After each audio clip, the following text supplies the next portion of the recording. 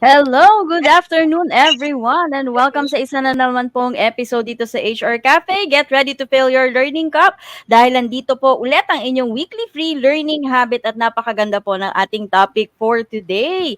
Pero bago ang lahat, syempre pa, alamin muna natin sino nga ba si HR Cafe lalong-lalo na para do sa mga bago pa lang nasadsad. Napadpad pala, hindi nasadsad, napadpad dito sa HR Cafe. Ayan. Ang HR Cafe po ay nandito para po sa inyo, para tulungan kayo na maintindihan ang mundo ng HR. We're here to discuss ang ating wow quote for the week, hot HR questions and HR learning for the week, important HR news and updates, at syempre pa ang ating free training segment po. Naku, napaka-exciting po ng ating araw ngayon. Kamusta po, fellow mentors and coaches? Kamusta ang inyong Sunday? Sino mauuna? Coach Alan, iunahin na kita. All right. Abuti naman, Ma'am Ron or Mentor Rona. Ang dami natin ngayon, ano? So, good Yeah. morning, good afternoon, and good evening, friends, HR professionals, employers, and curious employees from different organizations. Wherever you are in this beautiful planet, may you have a great time watching another empowering episode of HR Cafe, Usapang Trabaho, Buhay, at iba pa. I'm Alan Cañete, and today we are not just going to discuss HR, we are going to fuel your journey in the world of human capital. So get ready to be inspired, equipped, and motivated as we explore key insights and strategies to elevate your impact in the workplace, not just an HR practitioner and technical professional, but as a leader in your respective field. Kasi yan po ang topic natin ngayon. At also today, we have other mentors and sino po ba ang pwede mag-introduce ng sarili nila? Yes. Yes, we're Isa-isahin natin. Isa-isahin natin. Simulan natin kay Mentor Tina. Mga I'm mainstays. yes, I am an operations and HR leader and well-known content creator for tinainmanila.com. I'm very glad that we have a lot of other mentors that are with us. For the first time, we actually have Sir Ray from Mista, and then also the beautiful ladies, Mentor Bonnie and Mentor Jamie. Mentor Jamie, please introduce yourself.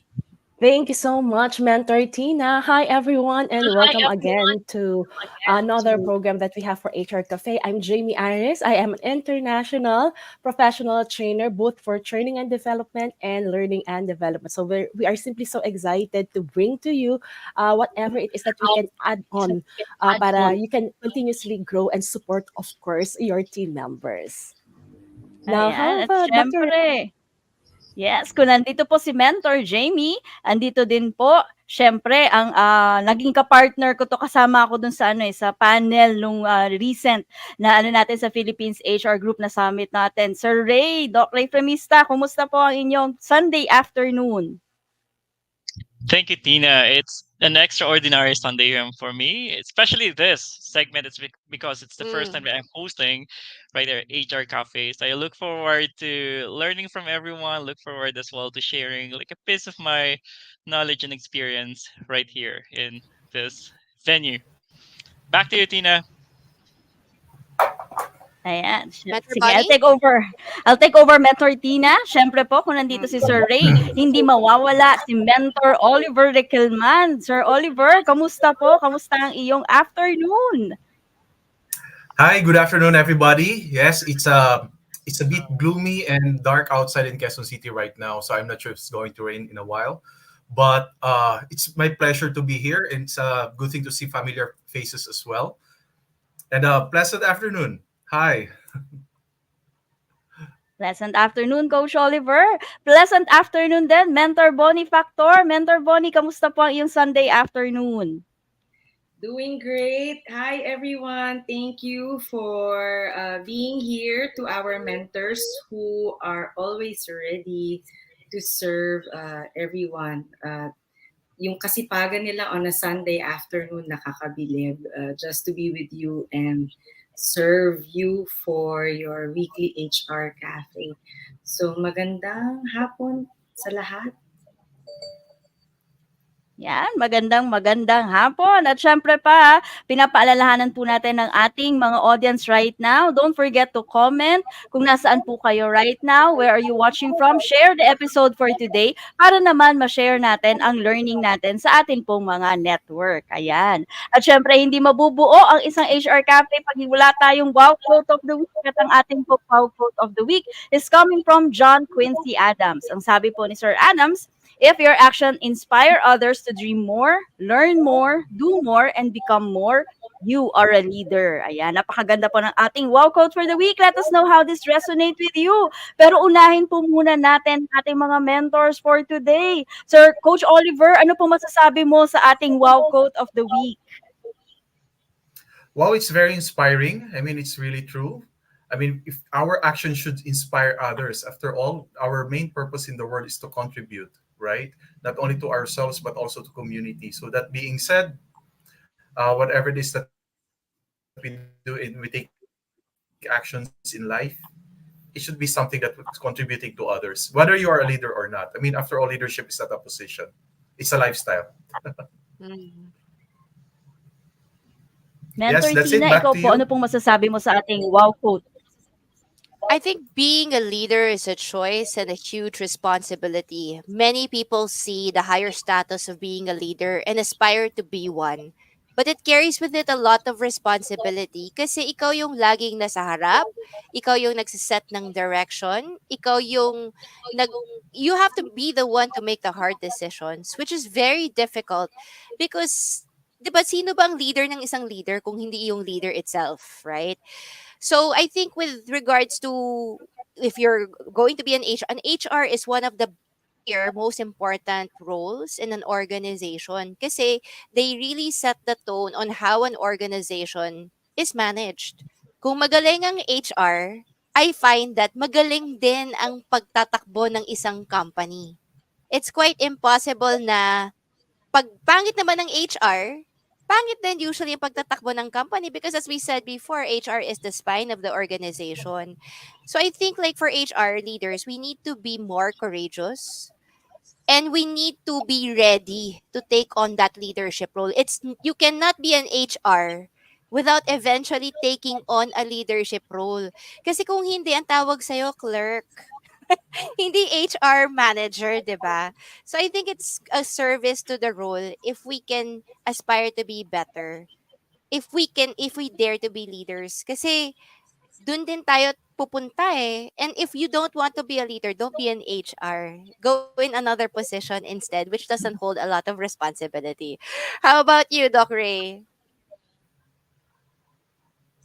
Absolutely. Thank you so much for that, Mentor Tina as well as Mentor Rona. Um, this really resonated me a lot. There's a specific Mm. quote. It's because it's what mentioned by Mentor Tina is that leadership is not something easy. It's something leadership definitely is hard, so that's why we need more practice in terms of doing like a lot of leading for us to go into the different facets of leading. And totally, I can say that our influence can last a lifetime with the people that that work for us, with the people that directly reported to us. They can always remember us, and I believe that's what I can say. That what is that memory? I mean, from those people that who lead, whom we led. What is the type of experience? What is type of memory that they have up until at this point? It's because some people would say by just hearing your name, they might feel maybe fear. They might feel maybe that anxiety. But just hearing your name, it's because of that kind of experience. The reason why us as leaders we need to be very careful in terms of like how we behave, how we even post the messages that we're posting right there in the social media. I'm not saying that we have to be perfect.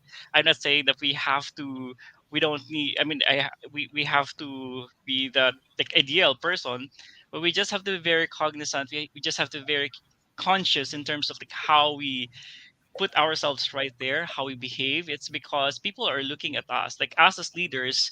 People listen to us. People look up to us. So the more that we have to be very careful in terms of the actions that we do, the words that we say, our thoughts as well, and those things that we post right here at the social media space, especially, it can get to exponential number whenever you post anything in social media. So I believe I would definitely subscribe into this John Quincy Adams quote. It's because that's what the leader is all about. So keep on practicing being a leader, regardless whether you are in HR space or in other spaces right here in the business world or even outside the business. So keep practicing so that you can learn more about yourself, learn more about being a leader. So back to you, Tina and mentor Rona. Mentor Bonnie, what about you? What can you say about our wow quote of the week? One of my greatest mentors is Rikumar Rao. And whenever I need comfort, I read his books. And Sri Kumar has a way of defining leadership in a way that he espouses self compassion and resilience first before all of the goals. And so, whenever we say that your action inspires others to dream more, learn more, do more, and become more, you are a leader.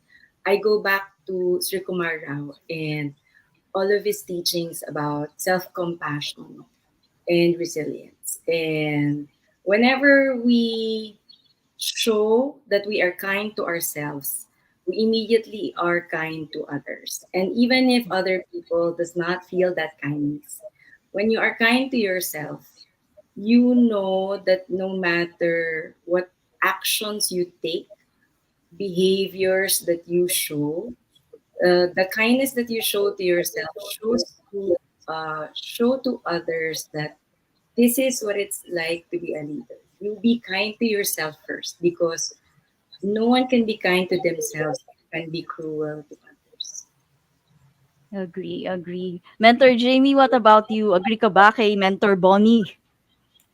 Yes, definitely. I do agree with Mentor Bonnie. And with my take on this, Mentor Rona, I agree with the rest of the mentors. But in addition, I also saw, and based also from my experience as a leader, yes, we do have a great responsibility when it comes to leading people. But more than that, I believe as a leader, we should be very confident with our own abilities too, because one of these days you might have high potential team members, and there is no room for insecurity for any leaders, because we should actually be allowing our team members to spread their wings so that they can fly. Let them dream more, learn more, do more, and become more. And that actually depends upon us, because I've also had my experiences, not locally but internationally, that sometimes if a leader tends to be quite not secure with one's ability, tendency that role of as a leader is not totally fulfilled. So it's very important that we should be confident and secure in our ability so we can support also others and let them fly and spread their wings. So over to you, Mentor Rona and Tina. Na alam Mentor Tina, may realization ako and Coach Alan ano, ang ganda ng ating, yung mga mentors and coaches na nandito right now, because these are people who are leaders in their own right, talagang alam mo yun, renowned leaders in the industry. Kaya naku, napakaganda talaga. Swak na swak yung wow quote of the week natin. And I'm sure Coach Alan, you would agree with me. Minsan kasi, alam mo yun, we overthink what leadership is all about. Pero kasi leadership, while all managers should be leaders, not all leaders are actually managers. And it is one of the things, most basic thing na tinuturo, kakatapos ko lang ng basics of leadership and management with the client. And that's one of the things that I always emphasize. Now, if you want to lead people, not manage, management is different from leadership. If you want to lead people, leading is all about inspiration. Leading is all about allowing other people to move on their own because they find you inspirational. Not because you told them to do something, but because they find you inspirational, they find a reason to follow you. Mga leaders have followers, managers have subordinates, but leaders have followers. It's all about the inspiration. Kaya swak na swak yung sinabi ni John Quincy Adams. What about you, Coach Alan? I know that you do a lot of training as well on leadership and management. What can you say about our wow quote of the week? Oo, ang gaganda ng mga sinabi ng mga mentors natin, no? Pero alam mo, mas lalo mong maintindihan itong quote ni John Quincy Adams if you look at the other side of the coin. There are so many leaders in the national level, in the corporate world, who are calling themselves up as leaders, pero by nature, or if you examine closely, they are not doing the leadership role. Kasi baligtarin mo to, if your actions do not inspire others and your action makes people not to dream more, not to learn more because they're being discouraged by your words, your actions are so Nagiging demeaning, no? fearful. Your word, nagiging fearful sila, no? They are not encouraged to do more because you are not. Your actions, your words are not encouraging them to do more and become more. Then regardless of your position, regardless of your assumption that you're leader, you are not actually a leader. Ang dami na pong merong kasalanan ganyan. And even up today, no, I will not mention names. I will not name names, pero I'm sure everybody's aware of them. They're calling themselves leaders in the, di ako natatakot, national level. Pero look at them, they are not doing the leadership role. Instead, nakaka-discourage. So, sa corporate, knock, knock, knock. Ang dami po natin mga leaders dito, pero are you really doing your role as a leader, mga managers? Baka po tayo yung nagkakamali ng concept ng leadership. The real leader can really inspire, sabi nga ni Ma'am Rona. A real leader can help members to prosper, to become better than what they are now. So, kung tayo po, mga leaders, ay ginagawa natin yung tunay na leadership concept, may kita mo yung mga tao mo dating basic lang alam, tapos biglang they become better persons, they become better leaders, and wag na tayo ma-insecure if they become even better than us, no? Kasi when they become better than us, that means you have done your job well. Tama ba? What do you think, Ma'am Rona? Tama-tama. Naku, napakaganda talaga ng ating wow quote for the week. Mentor Tina, meron ba tayo sa mga comment section natin na nag-share ng kanilang insights or reflections about our wow quote of the week? Or meron ba tayong mga shout-out sa ating pong comment section? We're always very grateful to all our audiences who are watching the HR Cafe ng palagi. So we actually have we have Zay de la Cruz. Happy afternoon, everyone watching from Taguig. Maria Cristina Morta Bautista is watching from San Fernando, Pampanga. Regine San is watching from Bataan. Ernie Agliam Manuel is watching naman from Cagayan Valley. So as you can see, halos umaabot tayo kung saan-saan. Baka later on, meron pang mag-abroad. Liz Ann is watching from Tanay. Hedy Zar Santillan is watching from Lipa, Batangas. And we have Raju Madyan who says, very inspiring thoughts by all mentors. Happy to tune in. More power to all. Back to you, Rona. Yes. At syempre, kung meron po tayong wow quote of the week, hindi po mawawala ang ating HR question of the week. At ang mainit na question sa Philippines HR Group, can an employee be terminated due to failing the annual performance evaluation of the company? Ayan, naku. Marami ang palaging nagtatanong yan, pwede po ba akong ma-terminate kasi bumagsak ako sa annual performance evaluation? Mentors and coaches, what can you say po? Ano po ba ang sabi ng ating batas? Ano po ba ang best practice dito? At ano po ang inyong mare-recommend? Sino po ang gustong mauna? Ayan. A lot of people have the misconception na kapag regular ka na, hindi ka na matatanggal if you are always present and you keep your head down. Actually, that's not very true. Kasi you can still be terminated even if you have been in the company for decades, if you fail to perform your tasks and responsibilities. However, the company has to prove that you really are hopeless and there is no way for you to improve anymore. Meaning to say, if a person evaluates you, hindi pwede ang company mag evaluate lang sa'yo ng isang beses and then tatanggalin ka na following due process. The company has to prove that they have exerted all other efforts to counsel you, to train you. They've given you warnings. They've told you exactly what you need to improve, and you cannot improve anymore. That's why you have to prove that the person is grossly and habitually neglectful of their duty. Example, if you are an accountant and lagi ka nagkakamali sa pagfa-file mo ng tax. Or for example, payroll ka, tapos lagi kang nagkakamali sa overtime computations or sa pagdeduct ng SSS, PhilHealth and Pag-ibig, or pag-remit. If it is shown that you are constantly neglectful, hindi mo na kailangan antayin ng annual performance bago ka matanggal. All you need to do is just evaluate that person constantly. Siguro mga 2 to 3 evaluations, tapos na tayo. Hindi kailangan once a year to. Kahit na 1.5 months, 2 months, madali kang matanggal. Basta ma-prove lang ng company that they've told you exactly what they wanted you to improve. They gave you time to improve, and yet you have not improved to their liking. And that they have to answer to when you file an illegal termination in dole. Mananalo sila basta documented lahat at talagang napakita na pabaya ka sa trabaho. Kahit nababait kang tao, kailangan mo tong trabahong ito. Alright, back to the other mentors. Yes, Coach Oliver and Sir Ray, ano pong masasabi niyo sa ating question of the week sa ating mga members sa Philippines HR Group?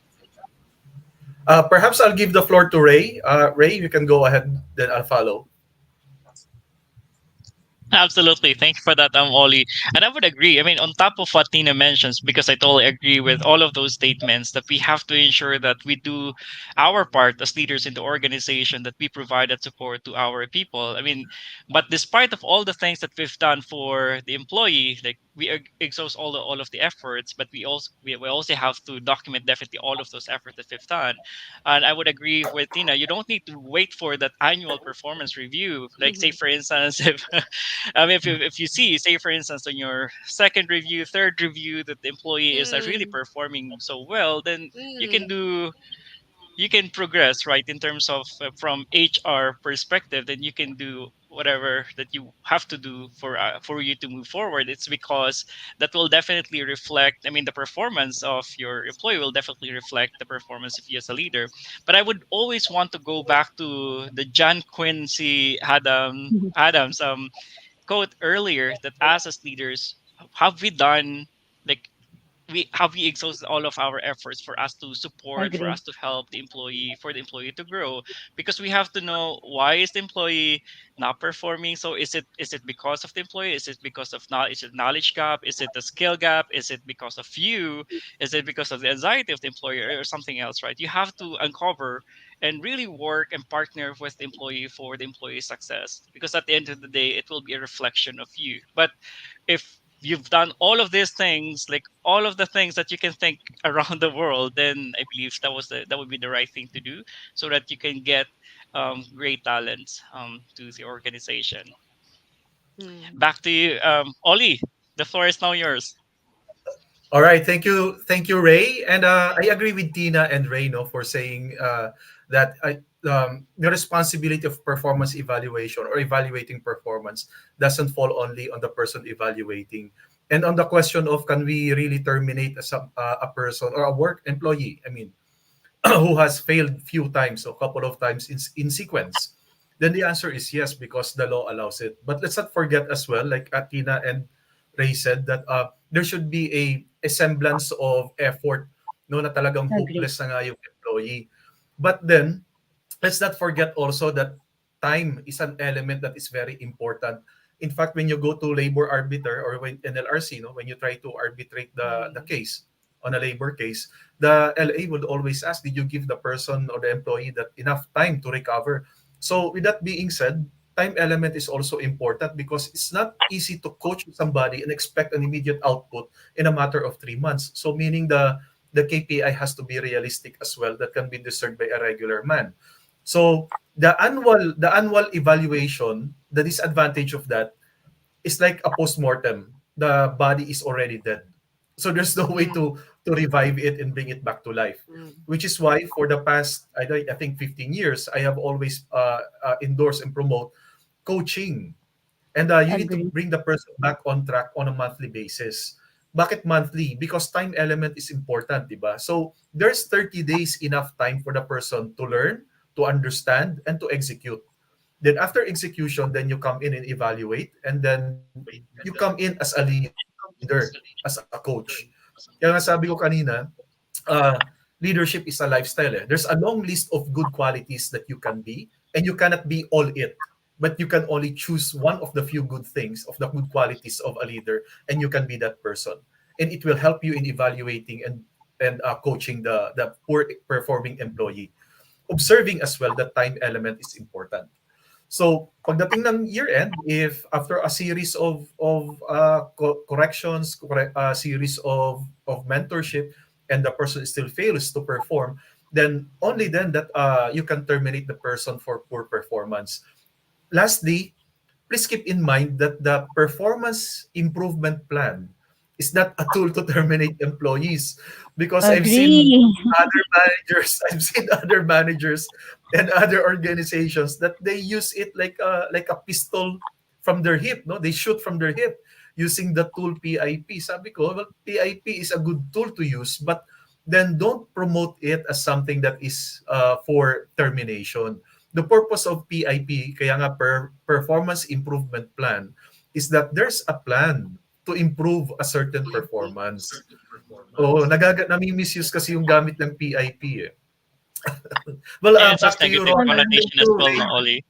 Thank you, Tina. Ano yun? Ano yun? I Sorry, mean, it Ray. has negative connotation in the industry now. I mean, when you hear about the PIP or the performance improvement plan, it has a negative connotation. That's why one of the key Agree. things that we've done on that part is that we rebranded it.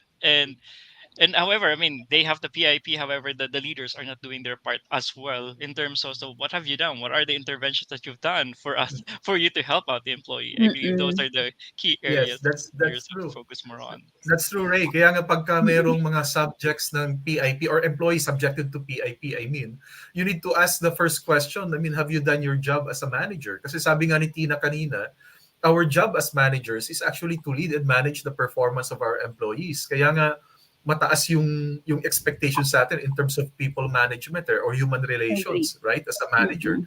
Now, if you have in your team under PIP, the first question should be raised is, Teka, Mr. Manager, did you do a good job over the past months? Maybe, baka siya yung dapat i-PIP eh.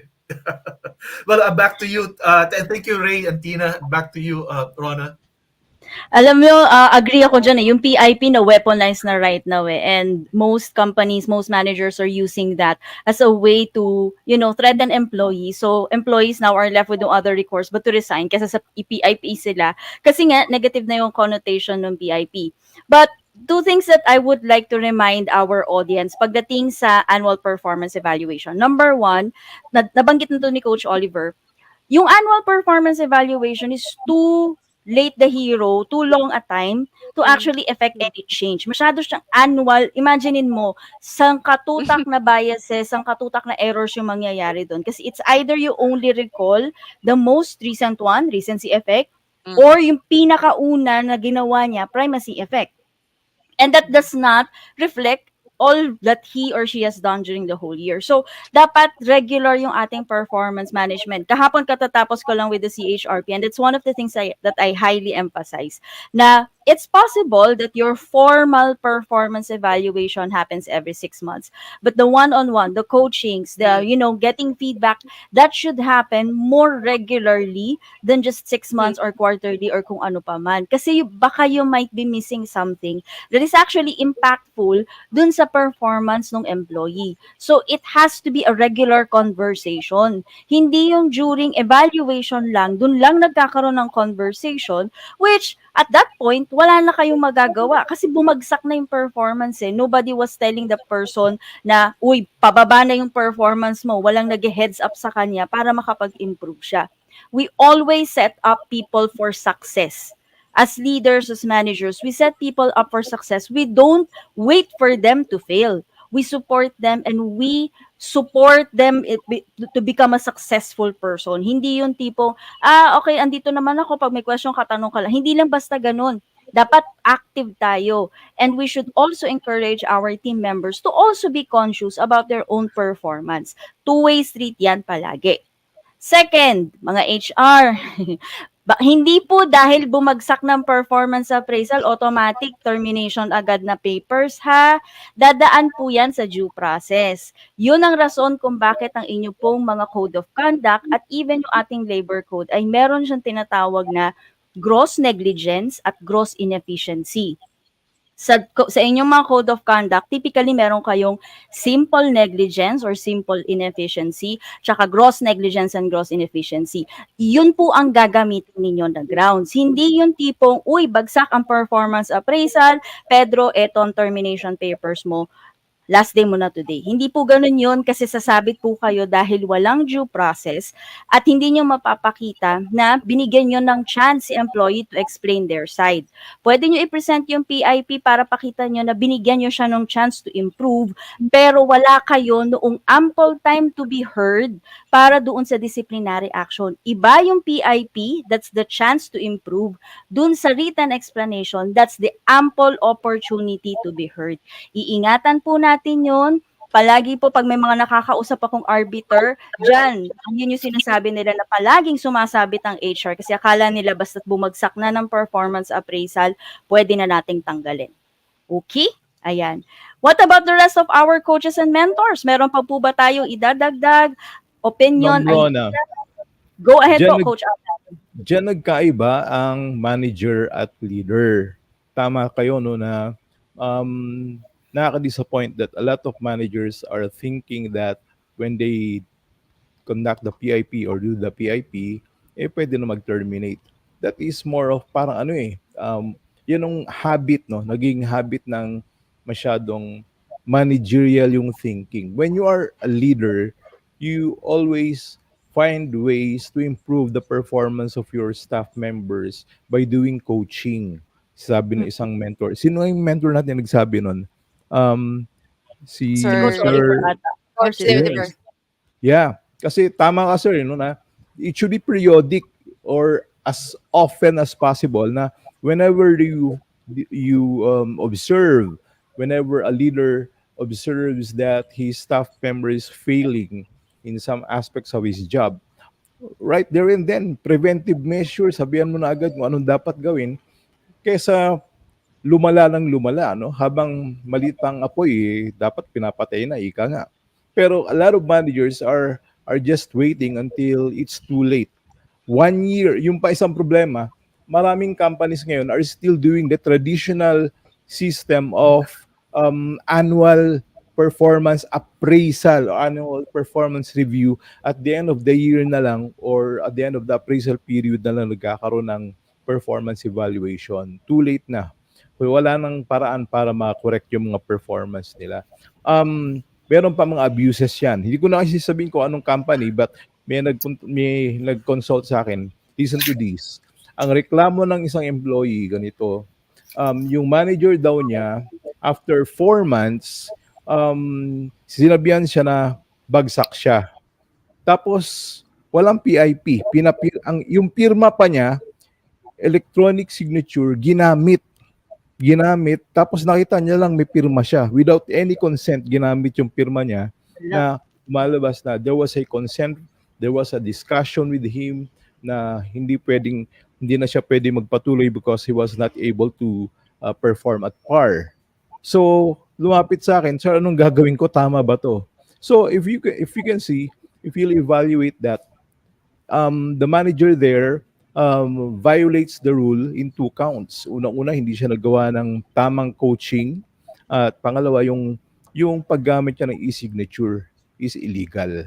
So, I think this is something that all managers who are always thinking that para i-shortcut lang yung trabaho nila sa performance management, so gawin na lang yung mga ganong practices. No, please, don't. Kasi you are putting your company in a situation na maaari itong maging what you call that? Labor case. Yes, labor case, no? you're exposing the company to a possible litigation or labor case, no? So hindi tayo nakakatulong lang sa company natin yan. We're only doing a lot of disservice to our company if hindi lang isang employee yan kasi ano na habit na siya eh. It may be a platoon of employees, ginagawa mo yan, patay. So imagine how many labor cases will you be facing because of that practice. Yun po, ma'am. Back to you, Ma'am Rona. Ayan, okay.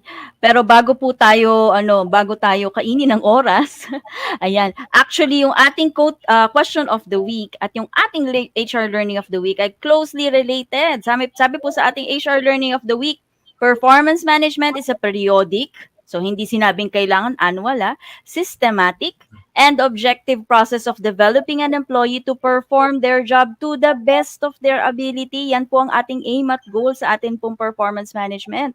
Performance appraisal or yung tinatawag na iba na performance review is thus part of performance management. Pero part lang po ang reviewhan ng whole performance management kasi kasama po dyan ang coaching, mentoring, and even yung atin pong disciplinary action, rewards and punishment. Lahat po yan ay parte po ng performance management. Mentor Bonnie at Mentor Jamie, ano pong masasabi niyo sa ating HR Learning of the Week? For me, proceed with caution and fairness. So Ay, anything, yes, caution and fairness. Anything like that needs to be able to have, clear expectations of their rules, of their goal for the year. Did they receive consistent feedback? Like what you guys have said, where they offered support to improve, training, mentorship, and the performance review should be a two-way conversation and not just a critique. So, yung overall contribution ba niya, circumstances niya, have you looked into it? Any potential for growth? Can they be transferred to another department na may opening kayo? Baka naman pala may fit dun sa job. So, ito yung mga other situations that you need to consider. And if all else fail, consider the relationship. And if ever you need to terminate the person, do it with respect and ensure na you have treated the employee with dignity all throughout the process, even after wala na yung employee outside of the company. And so, for me, that's the real message of this. It's not just handling dun sa, oh, may failure nga. Pero if there's a failure, then we all go back to all of the processes that we had, even sa hiring, especially sa hiring. So, 'di ba? Yun yung mangyayari. If there's a failure, it's not just a failure of one person. It's the failure of a collective system, processes, the leaders, and even, of course, even the employee, herself or himself. Mentor Jamie? Yes, I do agree, of course, with what Mentor Bonnie had mentioned and the rest of the mentors. For us, it should always be when we talk about performance management, it must be an ongoing process. At dapat matanggal na yung mentality na it's just once a year. So, like what you've said also, Mentor Rona, a while ago, yung di ba, kailangan may ongoing dialogue.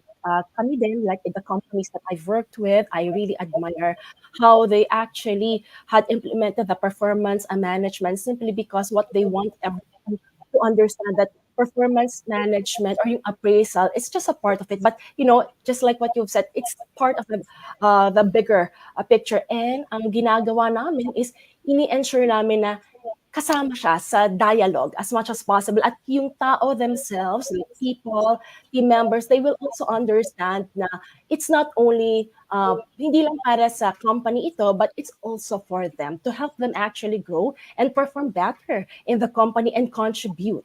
And at the same time, this is also an opportunity or a channel wherein, their efforts are recognized. Honestly, everyone, alam ko ng mga mentors, and for those who are listening, there are times sometimes siguro, lalo na if you will be training the employees, not all of them know, like us in HR, how to really translate their performance into performance appraisal. So kailangan siguro minsan, kailangan din natin silang gabayan kung paano ba i-highlight yung mga achievements nila. Kasi I have seen and supported quite a lot of leaders, marami silang na-achieve.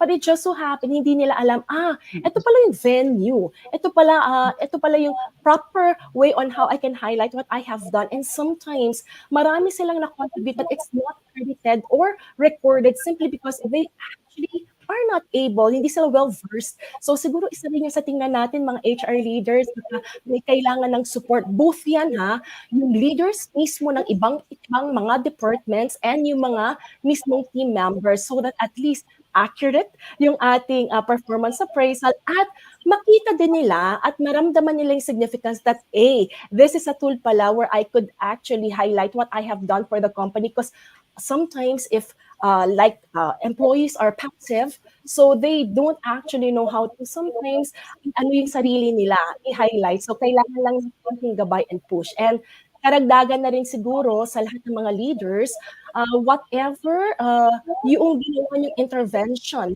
for the team members, make sure recorded properly. At yung words niya kasi po mga mentors and to all the viewers, I've had like experiences wherein, yes, nag-record naman yung ibang mga leaders sa kanilang for the performance appraisal, pero the way it was worded, it was not sufficient enough para pag halimbawa kailangan na mag-decide to terminate ba o hindi, renew the contract or not, the way the way it was written, hindi siya sufficient. So dapat talaga po, hindi kailangan mahabang mahaba, but just be concise, complete, and at the same time, andun talaga yung essence ng intervention mo, help mo, and at the same time, ano ba yung actions na nagawa ng team member? Nag-perform ba or failed to meet the expectations. And looking forward that again, magiging positive yung point of view ng mga tao or mga team members natin about this. At sabi nga sa amin, at gusto ko rin i-share sa inyo, dapat kasi yung performance appraisal at the end of the year, hindi dapat surprise yung result. Kasi dapat alam nyo ongoing, di ba? Dapat hindi siya surprise. Kasi pag surprise yun, nag-usap ba kayo within the year? So, lang po. Over to you, Mentor Rona and Tina. Yes, naku, may comment ng ating isa pong viewer. Si Miss Eka Aquino, sabi ni Eka, terminating an employee is very risky, which is true. Minsan, nababalita na may nadisgrasyang HR dahil sumama ang loob ng isang employee. Dito papasok talaga yung dapat walang surprises, constant yung communication. Hindi lang kay HR pati si immediate head. Hindi lahat yan nagpo-fall kay HR. Dapat meron ding active participation si immediate head, yung talagang nag-guide doon sa employee. So, tayo kasi usually si HR, akala ng mga iba si HR lang lahat ang magso-shoulder niyan. So pati po yung mga immediate managers, immediate heads, dapat po constant yung inyo pong review, constant yung communication para tulad nga ng sabi ni Mentor Jamie, at the end of the year or pag nagkaroon na kayo ng inyong performance review, hindi nagkakagulatan. Alam na ng both parties kung ano ba i-expect at meron na silang idea kung meron bang mga areas for improvement. Ayan.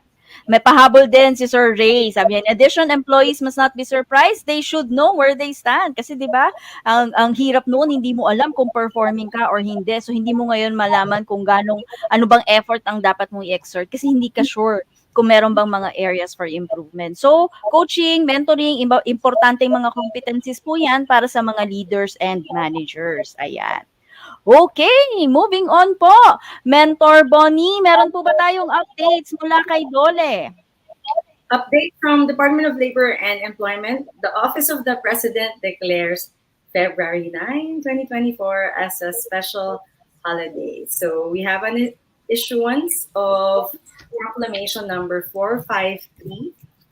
The Office of the President has announced the issuance of President Proclamation number 453, making February 9 as a special non-working holiday to celebrate the Chinese New Year. So happy Chinese New Year sa ating mga fellow Chinese. Ayan, who's celebrating their New Year on February last October 2022.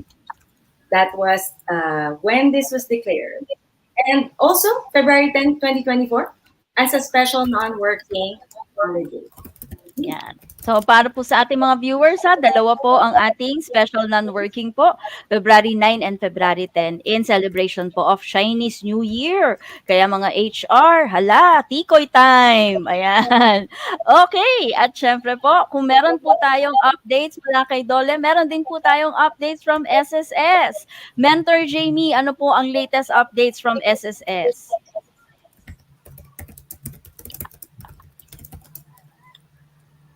So ang update po natin from SSS, bagong taon, panibagong pagkakataon para maging miyembro ng SSS. Ating tuklasin po kung paano maging miyembro ng SSS bilang isang employed, self-employed at voluntary member. Ganyan po ang pinadaling pagre-rehistro bilang isang household employer.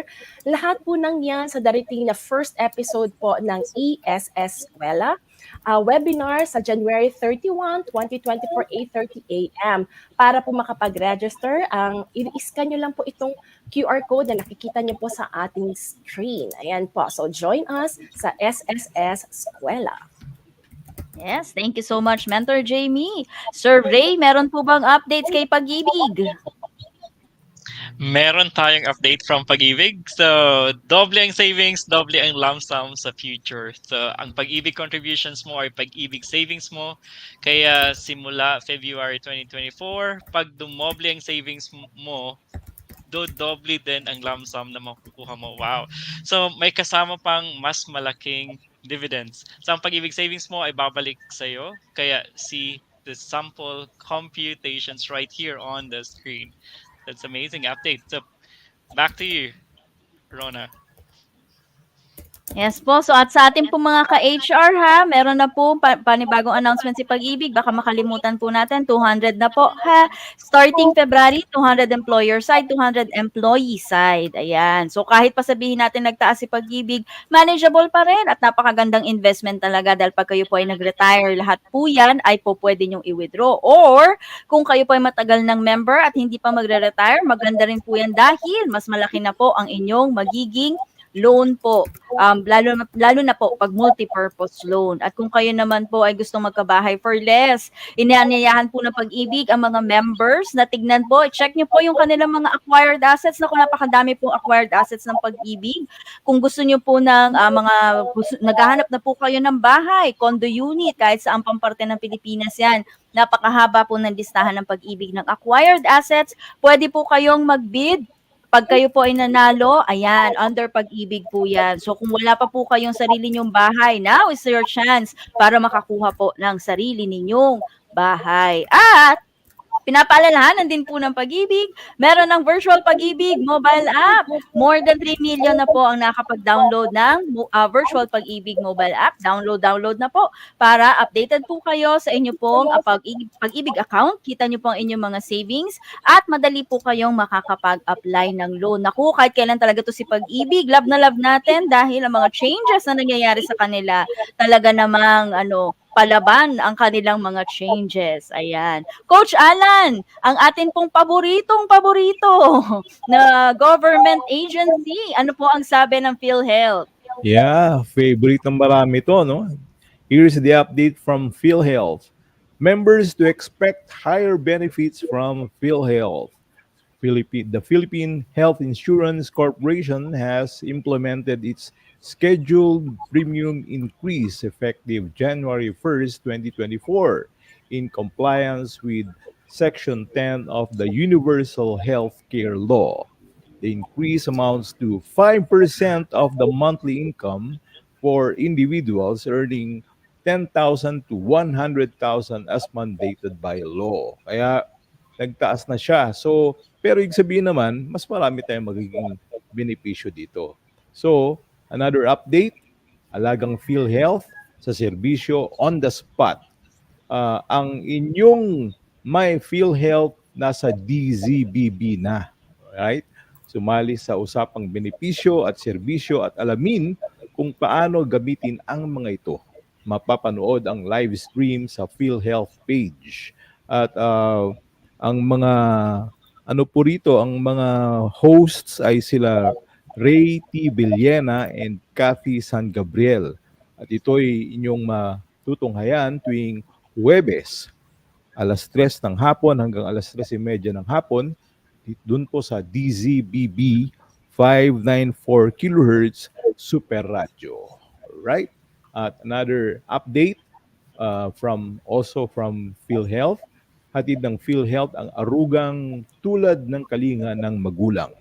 Magparehistro sa PhilHealth at PhilHealth konsulta para sa masiguro ang magandang kalusugan mo at ng iyong pamilya sa pamamagitan ng primary care services tulad ng check-up at konsultasyon para sa mga kondisyong medikal kasama na ang individual health education para sa dagdag kaalaman sa mga sakit, health screening at assessment. So, nandyan po yung detalye at pwede nyo po itong ma-download din kapag inyong binisita ang kanilang mga social media accounts at ang kanilang website.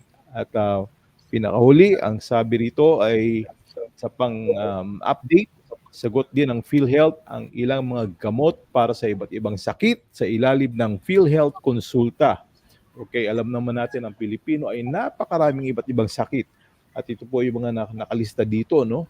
So meron po sila mga pantulong, mga antimicrobial, mga anti-asthma, antipyretics, fluid at electrolytes, etc. etc.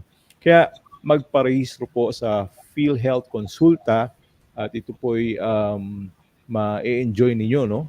Konsultasyon sulit at tama. Kaya para sa detalye, call back channel 0917-898-7442 at kumonta o kaya kumontak sa iba't iba nilang again, yung mga social media accounts at ang kanilang website. Yan po ang updates. Wala naman sa ating paboritong ahensya ng gobyerno, ang PhilHealth. Back to you, Ma'am Rona. Yes, maraming salamat Coach Alan at nakarating na po tayo sa pinaka-exciting na part ng atin pong episode for today. Mentor Oliver and Mentor Tina, ano po ba yung ating topic for today at sino po ang ating kagalang-galang na guest for this afternoon?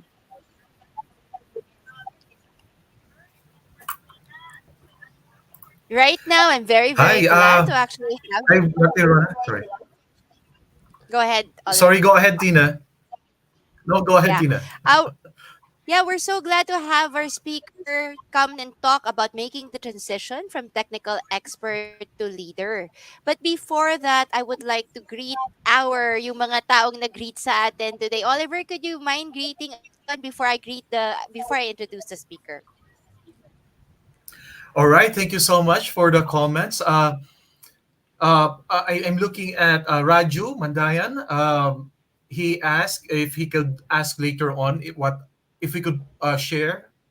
I mean, ask a question at the end. Yeah, if we could share at the end. If each one of us as mentors could share at the end if there's a known figure historically or present that is fitting to the wow quote of the week. So I suppose that the person is no longer living. So it should, if ever we mention, para at least hindi as a form of argument later on. So all right, on the next comment. Yeah, I would like to greet those who are with us today. We're almost at 100 live viewers. And thank you so much for always leaving a comment. I'd like to greet some of these people lang before I introduce. So there's Juan Pito who is watching from Lapu-Lapu City. Lapu-Lapu City, Cebu. Happy Sunday and Pit Senor. We have Mitzi Gatan Lopez who agrees on the coaching. We have Jez Barrientos who's watching from San Mateo, Rizal. Eka Aquino gives credit to Sir Alan saying, I remember the word contingency planning. Yang says, Sunvic, medyo dumugo pero thanks. O, diba? Okay lang yung dumugo, but at least may improvement. Edison Mm. Andamo says, if failed, essential ang PIP after the performance evaluation to recorrect what is needed to correct. We have Rhea Corinne Felipe, who actually tagged Kath Mendoza Pineda. And then, sabi po ni Sir Ray Fermisa, yun nga, there is a no non-performing employee on a very inspiring leader. parang ang daming nagko-comment ngayon, right? Sabi nga neto, just don't forget that coaching is not the same as mentoring, though they share similarities. Coaching is when you need to correct a remiss or misperformance and redirect the employee to focus back to its objectives and target. While mentoring is when you try to make sense in the purpose and meaning of the objectives and target. It is up to employee if you're inspiring or not. So if it is a performance issue, you coach. If it's meaning and purpose of the performance, you come in as a mentor. This is from Yes. Sir Oliver. Dapat ikaw nagbasa nito eh. Grabe naman. Hindi ko nakita pangalan mo eh. Grabe. So sorry Tina, kaya nga kanina it was difficult for me to transition back kasi I'm trying to post something then a call came. So yeah, sorry about that Ah. earlier. Kaya Kay Coach nahirapan ako Oliver pala mag-transition yan, yung kaagad. words of wisdom, my gosh. Okay, so I'm going to introduce our blessed speaker today. We have Sir Nelson D, who is a coach, trainer, author, and speaker. So sabi po niya about himself, his passion is to help people develop vital soft skills through coaching, mentoring, and training. His expertise is honed from his over 30 years of corporate experience in manufacturing and industrial marketing, and he's committed to give value to his clients and partners. For 10 years in coaching and mentoring, he's done critical thinking, problem solving, and decision making. He does business, technical, and is an author of several books. He's a public speaker and presents and a life work purpose core values coach. He has so much L&D and coaching experience, some of which he is the course director and master trainer for the Center for Best Global Practices, critical thinking, problem solving, and decision making from last year to the present. He is a certified transformative coach, advanced level from the Coach Masters Academy. He's a coach for the LJMB training since 2021. He is one of the professional coaches of the Philippine Society for Talent Development since 2022. Toastmaster speaker, is writes the Learner Coach regular column for the monthly PSTDE magazine and is a speaker for organizations such as Chelsea Logistics, Sodexo Philippines, Far Eastern University, the Union Church of Manila, and others. If we want to know more about Coach Nelson D, he has 12 books on career, relationships, purpose, and spirituality issues. To a Purpose is a Journey, Not a Destination, which landed in the top 10 of the 2022 Filipino Reader's Choice Awards. He has other titles, including OK Boomer, Tell Me Why, When Two Generations Talk, and Soaring High, Your Flight Plan for Your Best Career Ever. He is a Sunday columnist for the Philippine Star before, and a regular columnist for the Evangelicals Today. So let's get started. This is Coach Nelson D talking about how to transition being a technical skills person to a leader in your organization. Coach Nelson, say hi to all the mentors who's here to welcome you today, o, diba?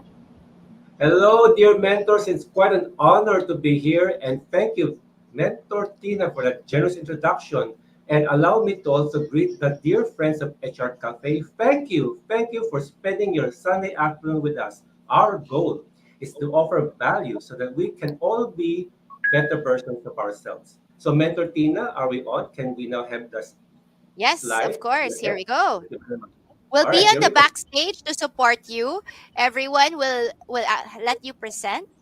After that, kung may tanong po ang mga tao, pakiiwan na lang sa comment section. And then we will get back to your comments after Coach Nelson's presentation. See you soon, Coach. Thank you very much and hello again. Now, let me tell you a bit something about myself. I started as a nerd, but now I have to lead people.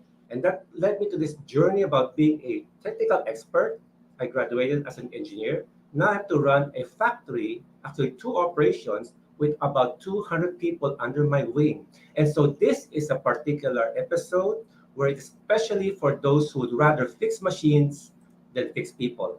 You know what I mean. You're so comfortable with numbers, with processes, with data. Now you have to deal with carbon life forms, people. And this also for those HR business partners who wants to help them. So I hope to give you ideas how to help such talent. These are the promising ones, the ones wherein they have a lot of knowledge in their heads, but now they have to multiply their effectiveness through teams or through divisions. And this is now where we come in, wherein you may be coming in as an individual contributor. For example, you come in as a quality inspector or a machine operator or an accountant, maybe even a salesperson. Then all of a sudden, maybe through some good fortune, or maybe your boss saw something in you. Congratulations, you have been appointed as a supervisor, a team leader, maybe even a department head. And therefore, you may be in a state of panic. I'd rather crunch numbers rather than leading people through crunch time. What do you then? And you'll realize that as you go up the corporate ladder, being technical can only do so far. Sometimes now you have this idea that there's more than just machine knowledge or knowledge about spreadsheet, nor about, let's say, having this market research or this customer base. Now you have to deal with a new element. It's like being transported to an alien planet where you have this consciousness that you need more skills. And that's where now, today, we're going to have skills that help you transition from a technical expert to a leader. And this is my journey. I graduated as a chemical engineer from De La Salle University. And why? Because I love math and science. Numbers, for some reason, turned me on. But I was a nerd, remember? I grew up as an only child reading American comic books. So while those neighborhood kids out there playing basketball, for the life of me, I cannot even dribble a basketball. But all I want to do is to read books, comic books, and watch science fiction TV shows. And therefore, since I want to have this lucrative career using my math skills and science skills, I chose engineering. After having my 5 years of hard labor at the college, I had my degree and I had a job, my first job as a cadet engineer in a manufacturing firm. So my next skill was to understand how the machines work. But then I realized something. This is something which college I don't think prepared me for. I had to handle people because I'm not going to run the machines myself. So I found myself as a shift supervisor, having to manage all these people who probably have not even finished college, but they know the process better than I do. And so now I have to level up to know how to become a supervisor. Then later on, I realized that I have to communicate well because then I know what I want. I'm not so sure what they know. I'm not so sure if they know what I want. So communication, I felt early on, was a critical skill. And speaking of skill, of course, in every place, whether factory, hospital, office, there will always be problems. And the next critical skill I had to develop was critical thinking and PSDM, problem solving and decision making. Don't you wish in the college level there's a special course for PSDM? I think it's about time we should have that. And that also led me to there's so many things to do now. The higher I go up, the more projects they give me, the more responsibilities they give me, and now I have to prioritize. And I have to have more skills in time management. Then I realized something. No man is an island. So now I have to come out of my shell. Remember, I was a nerd, only child. Now I have to spread my wings and contact people and then establish my network. It's not just the network about other people in the same organization. It's also getting to know people outside the organization, people that can call, for example, for advice or for help. And then after that, I realized something else.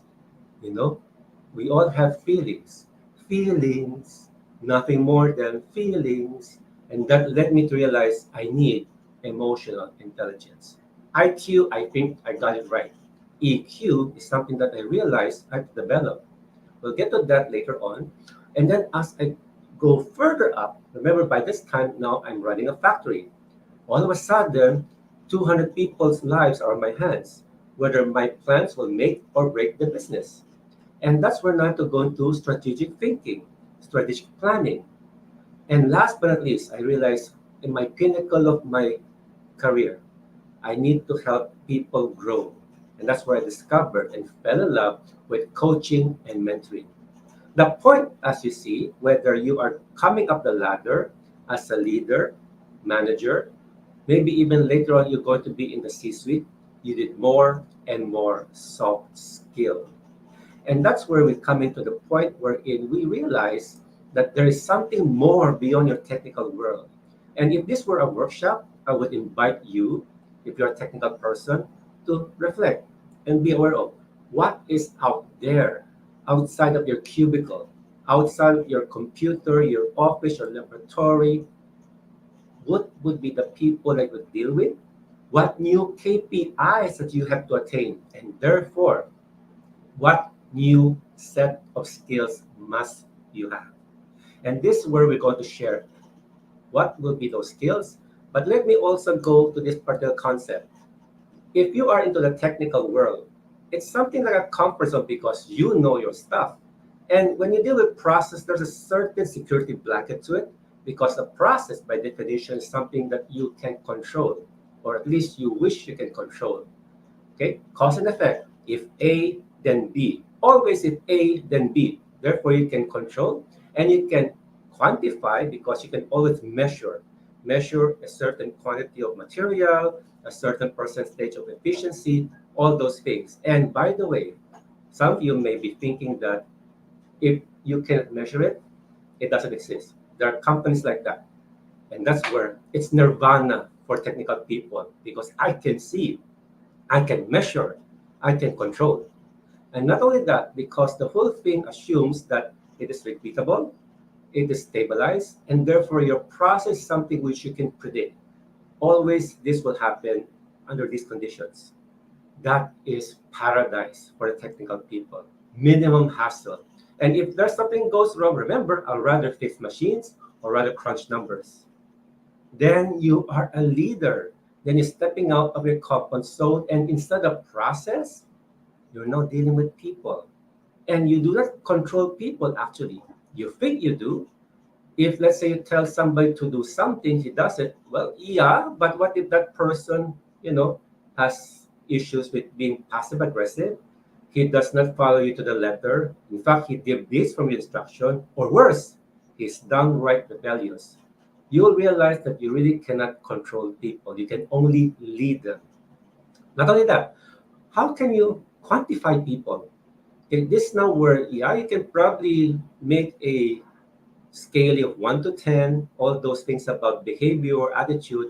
But at the end of the day, there are certain intangible things, very abstract comparatively, like motivation, initiative. How can you measure malasakit? And that's where you now have these qualitative issues of dealing with people. How you wish you can program people like you program a computer. Because sometimes people can be unpredictable, correct? How many times have you depended on somebody to turn in a report and he or she was late? Or he calls in sick? Or worse, he tells you, I'm going to another company, maybe even a competitor. And that's where now comes this relatively messy state of handling people as you graduate into leadership. But don't fear, the rest of this webinar will help you give some clues how to minimize the risk and maximize your effectivity. Now, by this time, you'll be aware of the distinction between hard skill and soft skill. Hard skill is something that you can show with a certificate or diploma. It's a skill that can be measured, typing, inspection quality, machine quality, acumen in terms of analyzing financial statement, and so on. Soft skill is a little bit more out there, like emotional intelligence, persuasion. I heard a while ago that you must be an inspiring leader. How can you measure inspiring? And that's where we come to the point wherein we step out of our comfort zone into relatively shifting territory wherein we may make mistakes, but that's okay because we're learning as we go along. Now, what will happen is this: we will have three recommendations when it comes to leading people coming from a technical standpoint. The three recommendations, the three no banes, which I ask you to learn. Three things: emotional intelligence, leadership communications, business sense. Now, you may be surprised at some of them, so let's dig in. Now, I will tell you who is my childhood friend. Yes, remember I was a nerd. I love Star Trek. I consume science fiction. And there's something about Mr. Spock that appealed to my temperament. Wow, I wish I were this logical person, very cerebral, never be swayed by fear or worry, maybe even desire. And come on, sometimes don't you think that modern day politics or even the environment can be a bit more rational? And yet, however, as I wanted to emulate Mr. Spock, I realized that hey, in the real world, we do deal with people who are emotional beings.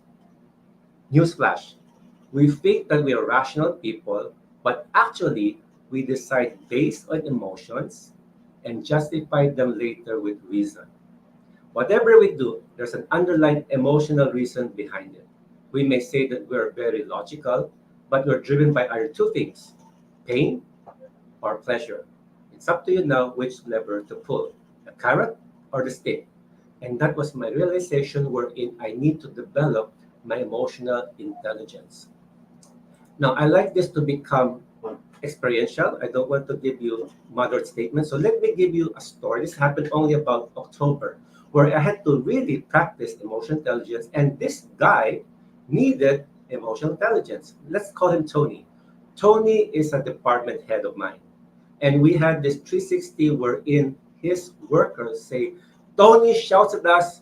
He thinks that he's only the guy with the answer. We feel like Bobo and all that. And so, needless to say, you know, the natives are restless. And I had to really coach Tony how to do it. And surprise, surprise, Tony would say, what's wrong with my style? You have the thing about you can tell people where they're sort of not doing well, and then they say that it's okay because I can give all the justification. Tony will say that, but how will I make them behave? If I grow soft, they'll take advantage of me. And we have all this conversation in Filipino, paikot-ikot, until I had to go to this particular coaching question. Why do you think this is effective for you? Why is it that your style of berating people, belittling people, having this aura of a know-it-all, why do you think this is helpful for you? And he had this particular insight, which I think was revolutionary. He said, when I was at their rank, when I was still a maintenance worker, this was how my boss trained me. And if I can take it and look where I am now, I'm a department, why cannot they? Ah, so now we have an idea why Tony is like that. He thought it's the only way to go. And a little more reflection, like say, for example, okay, Tony, is everybody like you? Of course, not everybody's not like Tony. So, Tony, if let's say you do that to somebody else, would that somebody else behave and react the same way as you? Hmm. Sir, siguro hindi. Maybe not. And that led to little glimpses where now he realizes how dysfunctional his dad can be. The point is that he began to become emotionally intelligent. And for that, he became a better leader. In fact, when we put him on another lateral promotion, do you know what he said after mending his ways, becoming more supportive, more listening, and more affirming? He said now that he's going to be transitioned to another role, he said that his people came to him and said, Sir, we will miss you. Please visit us from time to time. What a turnaround. And that's where now we have this particular thing about being technical, and now we have to think about being emotional. Many times we are so locked into our world and we deal with pure data and we forget about emotions. And we know what we want, we forget to think about what other people want. And guess what? We're not always on the same wavelength. And so this is one of those, I like this particular quadrant, and you can have a lot of resources about emotional intelligence, wherein it's basically the quadrant, for example, in the upper left, it is self-awareness. For Tony, he had to be aware of what he's doing, aware of his motivation, maybe even his fear, which is made him behave that way, the tough boss, the brash, okay, the tough talking, berating boss. And then he had to be aware of how he's making other people think or feel. When he realized now from the 360, because the 360 is like a mirror in front of him, he began to realize how other people felt belittled, discouraged, feeling like trash, not inspired. And then he had to go to the other quarter wherein now he had to be managing himself. So now whenever he had this frustration, and instead of blowing up, why cannot you people think? Why cannot you have answers? Now he had to really now be more calm and now be more collaborative, be supportive. And because of that, he's able to manage other people's emotions from adversarial to delegative, and therefore everybody becomes more like a cohesive team. That's why at the end of the period, people now see Tony in a brand new way to the point that there are now bonds of friendship. And because that particular person with a strong technical capacity became more and more emotionally intelligent. So, number one, if you want to transition from a nuts and bolts kind of guy, you have to become a heart and soul kind of guy too. And because of that, then you have the best of both worlds. Now, the next one, we talk about emotional intelligence. Now we talk about leadership communication because, hello, you're a leader. And it's not just any communication. And by the way, yeah, I heard the stereotype. Engineers, they need to be more communicative. They need to know how to let go of jargon. They have to know how to deal with non technical people. And even as simple as saying A becomes B becomes C. But in this case, you're a leader. And there's a certain dimension about the way you speak, the way you deliver a message, where it connotes leadership and influence. Now, let's take a look at some of them, and I promise you more stories. But listen here, what happens when people are poor communicators? You have a lot of disconnects, you have a lot of confusion, maybe even frustration, maybe even finger pointing, and KPIs will be missed. You may have rework, costly repair, maybe even damage customer relationships. That's why for leadership, communication is crucial. And by the way, good communicators tend to have great emotional intelligence. So you see the connection. Because when you communicate, you're always aware of how you're feeling and how your audience, the person you're talking to, is feeling. And you now have to be aware and manage the environment and the atmosphere. For example, psychological safety. For example, collaboration. For example, being affirmative so that the people will do everything for you without fear, without any repercussion, because they respect you. And with respect usually comes love.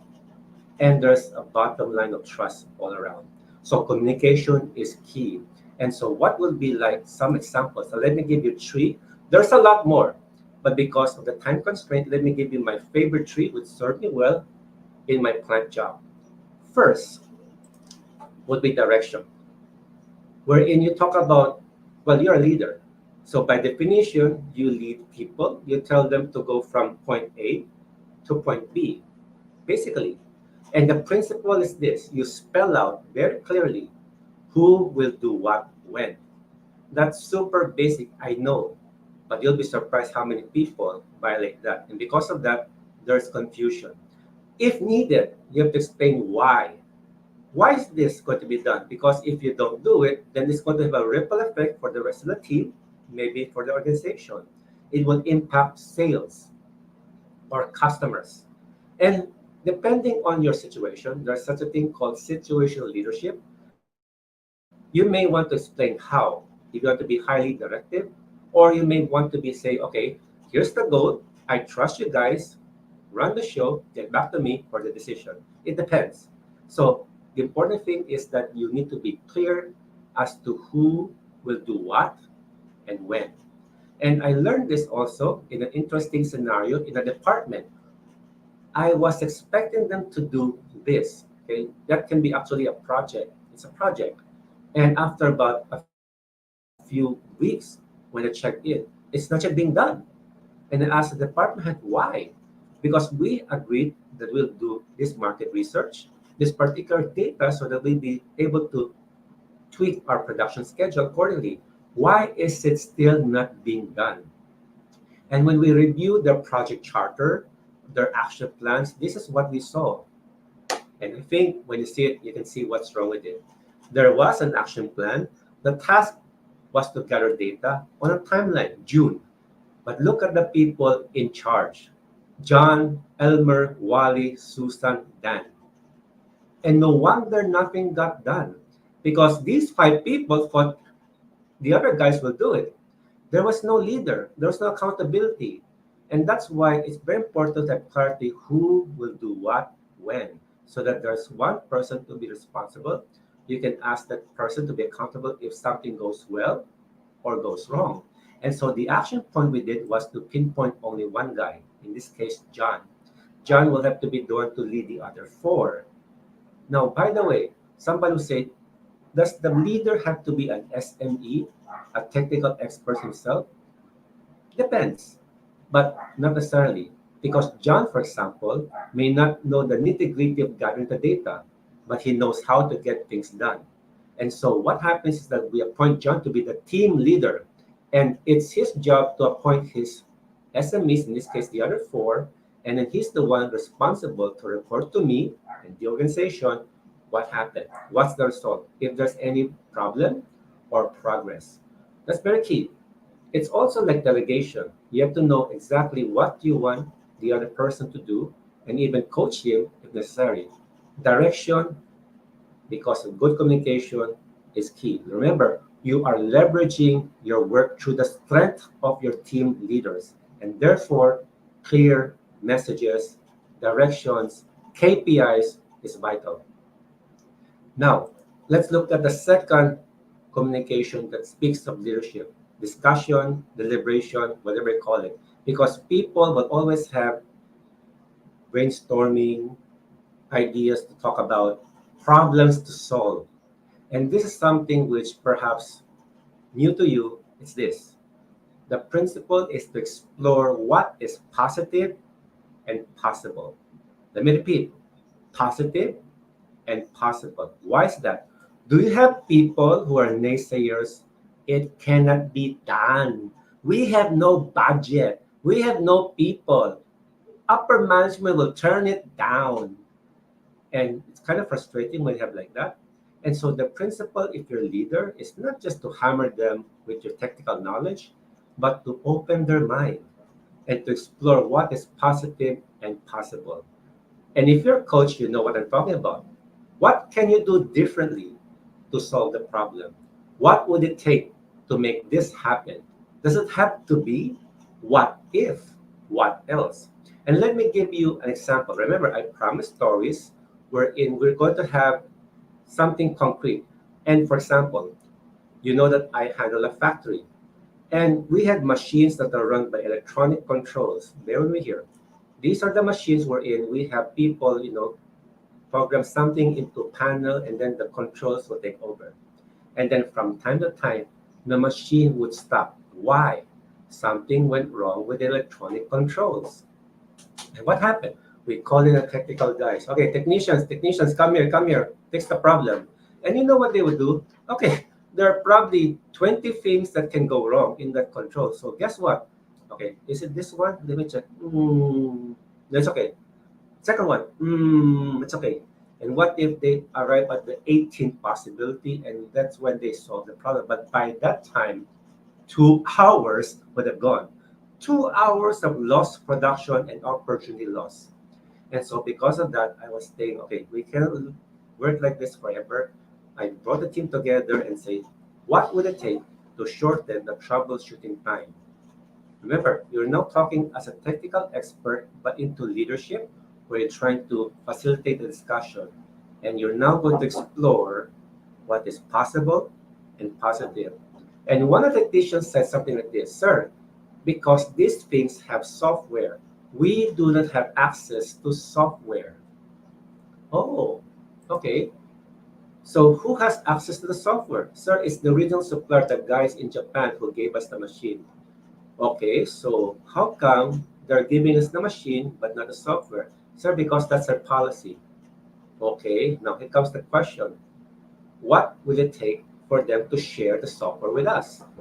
And some of the technicians would say, no, it's because they have this policy, this proprietary, it's secret, because if they share with us the software, then they lose their leverage, because then they would say, we don't need them anymore.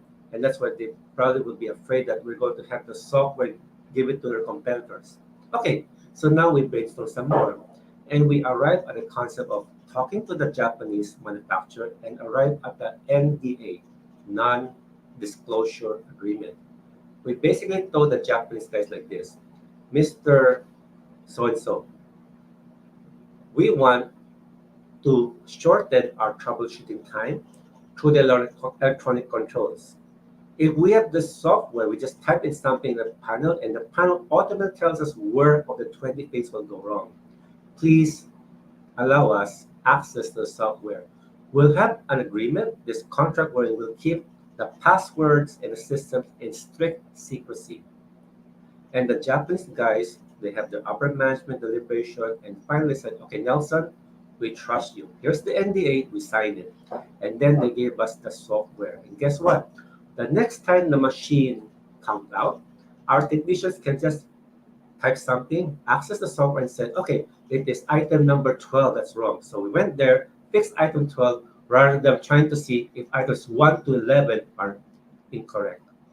Because of that, we're able to shorten our troubleshooting time. And the principle is this: you may have your own problems about delays or errors. And your job as the leader, especially if you have technical background, now you have to work solutions with your people, explore what is positive and possible. When that happens, actually, you can practically solve every problem. And that, by the way, is your competitive edge against other people who are naysayers, pessimists, and complacent. So that's another thing. To become a leader, you must always have this mindset of discussing things towards solutions, what is positive and possible. There are more actually, but let me also share this last thing: decisions. Decisions, decisions, decisions. And then you realize one day you cannot please everybody, correct? And lalo na, if there are other times wherein you have to make a call about giving this guy a bonus, giving this guy an approval of vacation leave, and you'll be asked, it's unfair. Why this guy, not that guy? And that's where you now have to make particular position as the leader.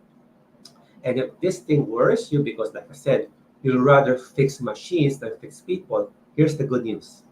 A Harvard Mystery School study says that the best way to do this is explain the decision process, and therefore you condition the brain of the audience that it was arrived at fairly in a balanced way, then say the decision. And that's the best practice.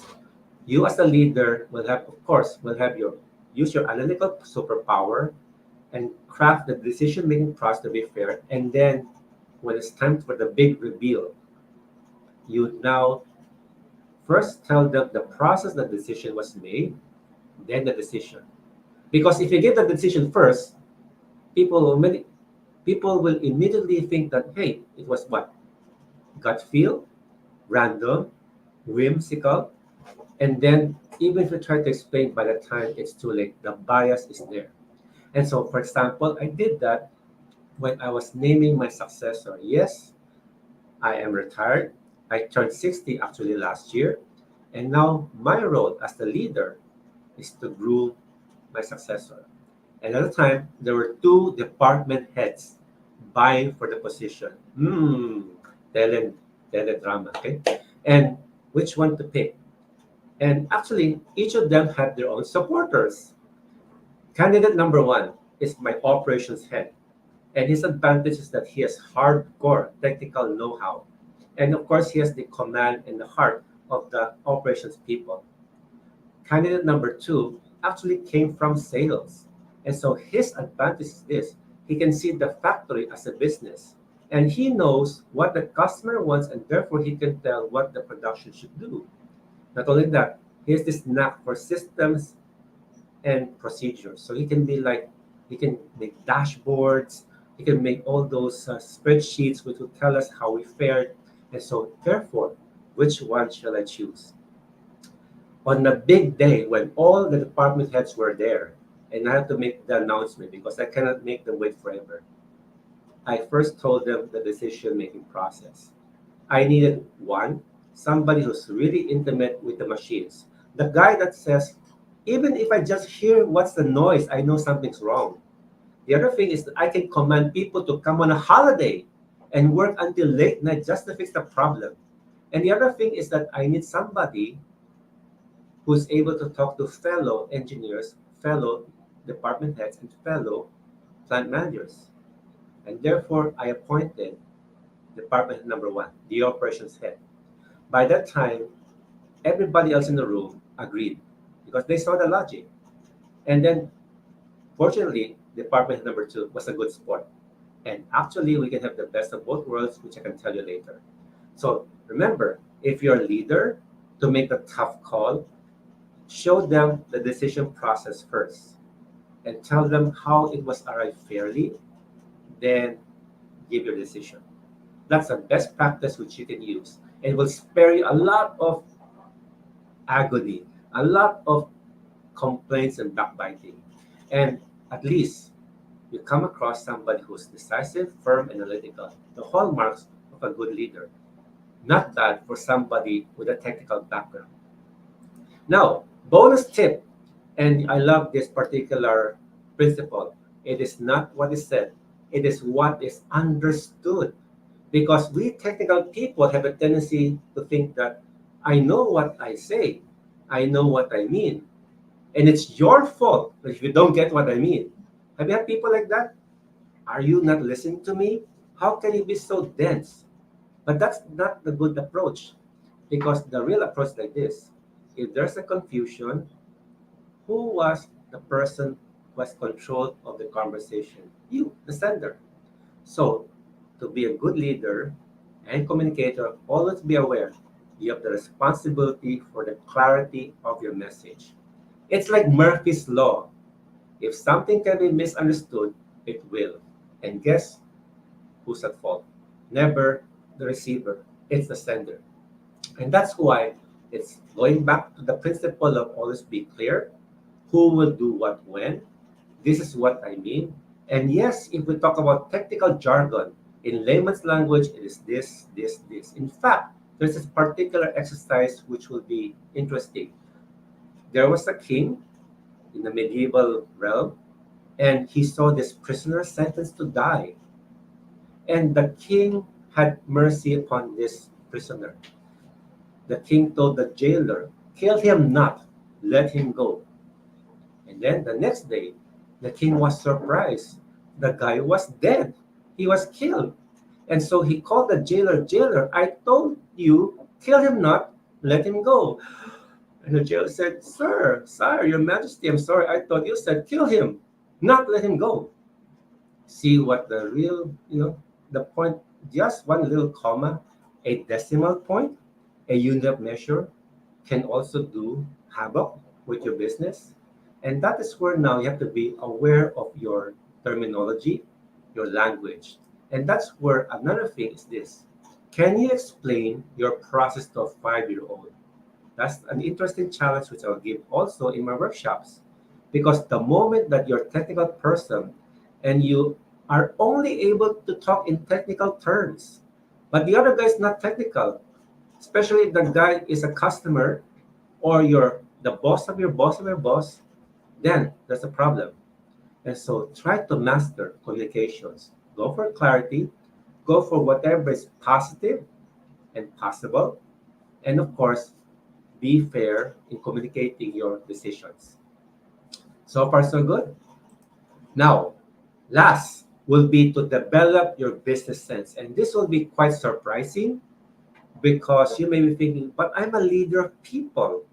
But you have to remember, you are leading people in the context of economic realities. Every decision you make, whether it's with people, through people, or for people, carries a certain monetary value. Can be a cost, can be a profit. And that's why, if you want to level up even more, don't just think about metric tons or percentages or efficiencies or percentage defects per million. How much would it mean in pesos? When you have that, you have the advantage over the other people in organization. The technical person who can think in terms of business has the advantage. Let's look at it one way. Here's what I usually tell my people. Sir, here's my technical report. Blah, blah, blah, blah, blah. But if you talk to XCOM or MANCOM, they'll always, at the back of their mind, will ask, okay, I hear your technical report, but did we make money? Yes or no? This is not to say that all they care about is money. But if you're a business, of course, you have to think about profits. And therefore, what is the relevance of your technical language, your report, your status report, to the overall financial health of the company? That will be the bottom line for certain people. And that's why this particular awareness is crucial if you want to become an effective leader. Aside from dealing with people and process, you have to deal with pesos, payoff, profit. And that will give you the edge to become a much more effective, promotable leader as well. Now, let's hear one example in the, let's say, in the manufacturing world, but can also be others. Do you know how to quantify benefits? If I do this, it'll become more efficient. Yeah, but what does efficiency look like in terms of the bottom line? Another thing, you have several options. You know to make a selection. Maybe you buy a machine, you're going to hire an external trainer, you're going to talk about a particular software. Option one, two, three. Which one? Then you may want to boil it down into a commercial scorecard or to look at cost benefit. This is more expensive, yeah, but in the long term, we will save money. That's the kind of thinking. Another one would be, okay, you will get your money back. How long? What's your payback period? What's the return on investment? If you were to ask your senior management, give me 10 million pesos because of this particular need in our technical world, management would ask, what's in it for me? When will I see my money back? You have to be ready with that kind of answer because that's where now you're leveling up from technical to business. And that's where it's like Jerry Maguire, show me the money. That's going to be the mantra for now. Show me the money. All right. And that's where you're going to be more adept in terms of quantifying your thinking, in terms of the language of money. Okay. So, for example, two short examples. If you're in manufacturing, every defective item, every 1 hour of downtime, do you know how much it'll cost the organization in terms of pesos? Or let's look at the other ways, not just all losses, but also gain. If I were to improve this process, let's say Kaizen, or let's say I bring in a new technology, I upgrade my particular machine, or let's say you're in accounting, you have this new software, or let's say you have this particular CRM, customer relationship management app. How would it improve your firm's finances? And you must be able to quantify it. When you have that, you'll be able to also lead your people towards better working conditions. Now, another one would be like this. It's not just about money.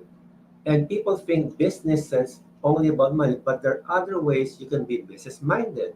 Think of it this way. And I don't know whether this happens to organization. The technical person and the end user, there are in silos. Okay, so for example, I'm a technical guy. I write the software. Man, I'm good. I am good. This is a beautiful software. It works. But then if you bring it to the end user tries to use the software. There's bugs, there's delays, there's redundancy, and the customer is angry. And that's why part of your thinking as a technical person becoming a leader is to think in terms of customer satisfaction. That's another way to become a business-minded person, maybe even an entrepreneur, because what will determine your effectiveness is ultimately what the customer will say. Can be internal customer, can be external customer. So beware. Being business-minded also has to think about what will the customer say. Now, another thing is this company reputation. You know, I really, really admire quality inspectors.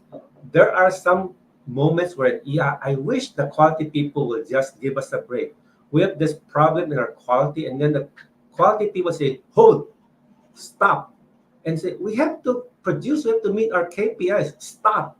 And sometimes there's friction between production and quality. I think some of you know what I mean.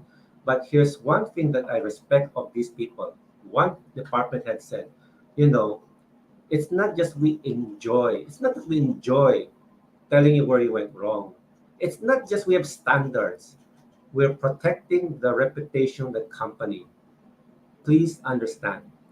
And when that person, good communicator by the way, gave us that mindset, the why, ah, then we empathize. And we began to work together because we don't want a bunch of defective products going out there in the market. And who knows, we get sued, somebody gets hurt, and therefore we're going to have a lot of bloody product recall. And that's where you may want to become a very savvy leader in terms of protecting your brand, the company's brand, and the trust of the market. When trust is gone, everything is gone. Your job will be gone too. Now, another thing would be this. Last but not least, you're going to have a business sense in terms of strategic advantage. Okay? It's not just counting beans or counting defects. Can you think of something that will make you, your organization, better than or different from the competition? That's the ultimate test. The expert becomes the master. The expert knows the rules of the game, then changes the rules. Can you do that? When that happens, boy, you're a thought leader aside from being a people leader. And when that happens, you're going to be super valuable to your company. And your company will not dare let you go. All right, so we have all those things. Let me give you some helpful tips. These are something which I put in, where it hopefully it will also expand your thinking from a technical person, an individual contributor, to become a leader of a team, a department, and maybe one day your own firm. At the start, while you're still young, while you're mentally absorbing, learning, think like a CSO, think like an owner. It's not just you think like a technical guy, think like the owner of this organization. And that brings you a lot of other angles to explore. One example, we have a joint venture with a German manufacturing firm. And the point is that this German guy will share with us their quality standards. And what happens when we try to adapt to their quality standards? We had a lot of rejects. What we thought was okay was not okay with them. So we had to throw away a lot of stuff.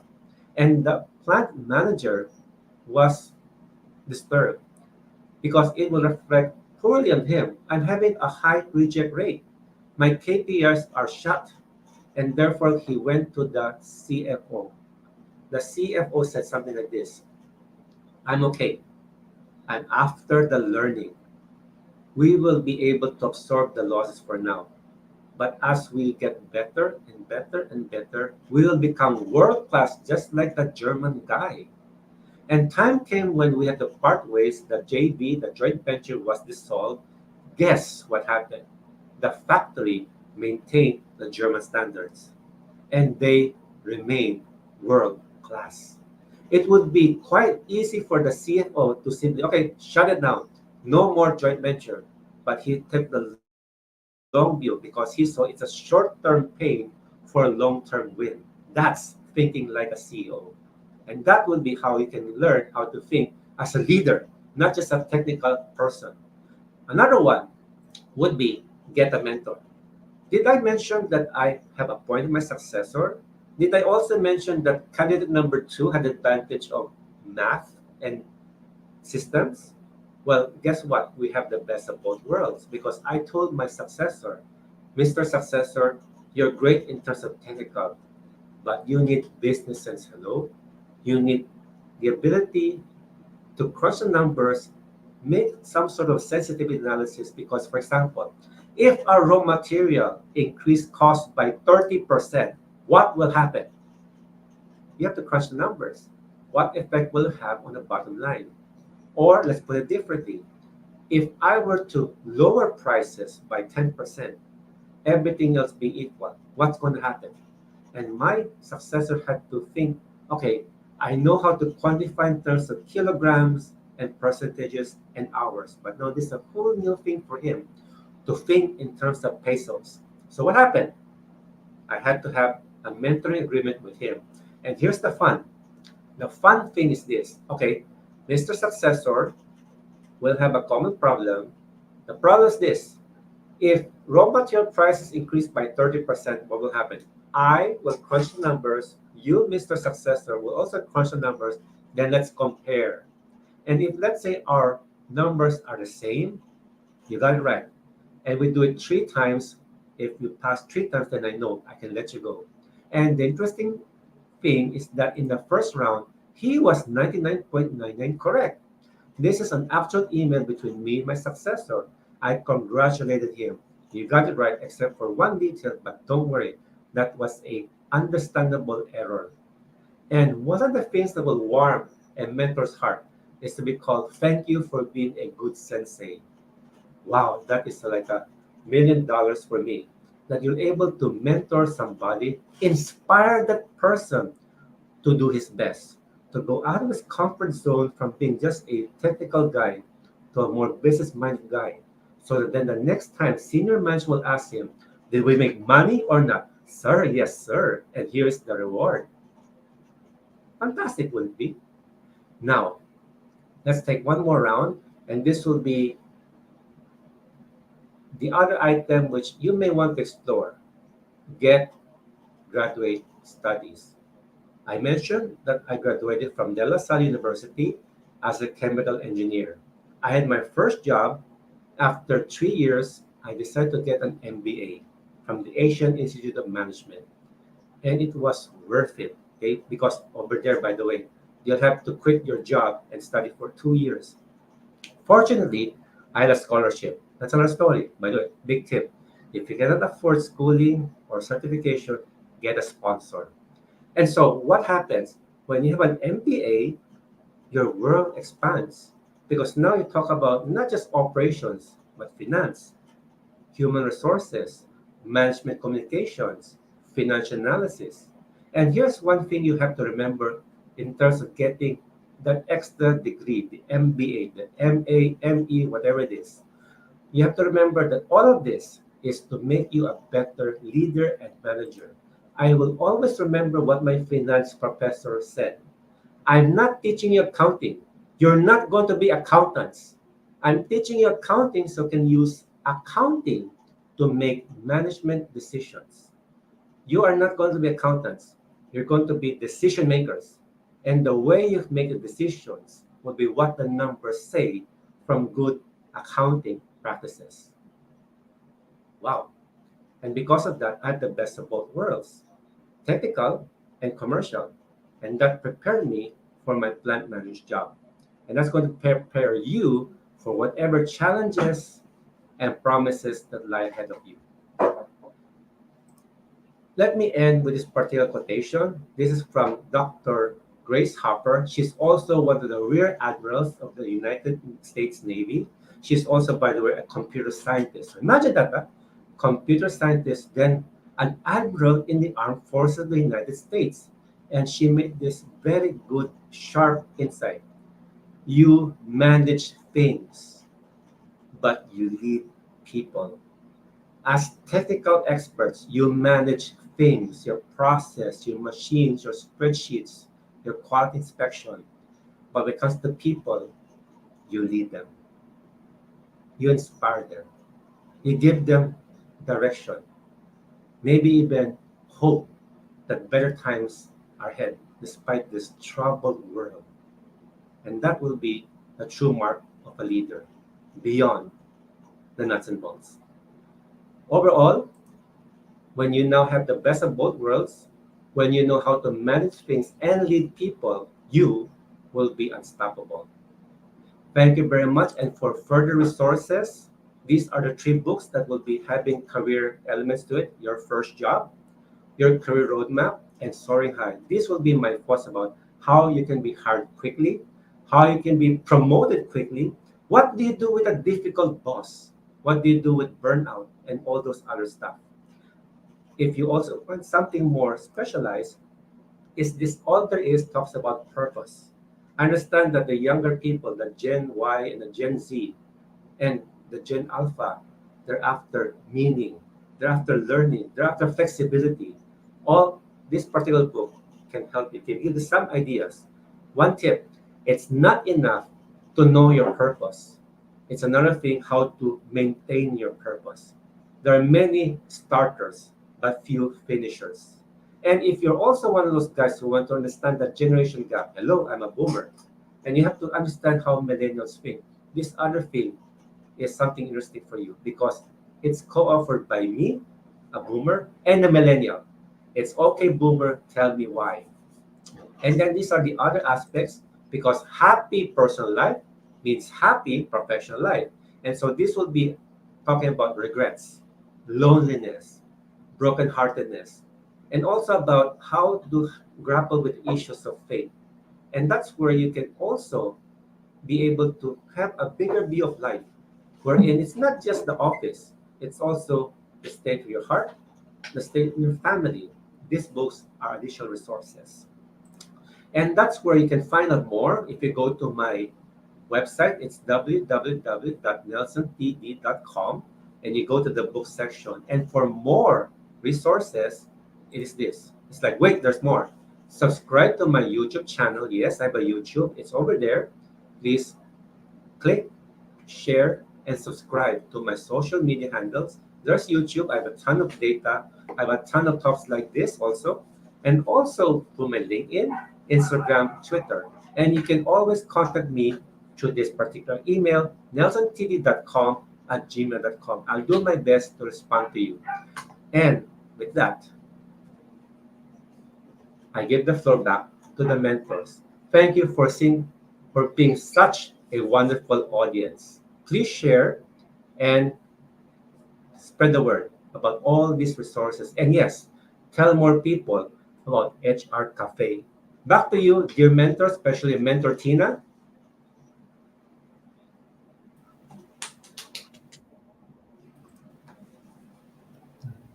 Wow, ang galing po ng talk po ninyo. I will definitely watch the replay and I hope everybody will too.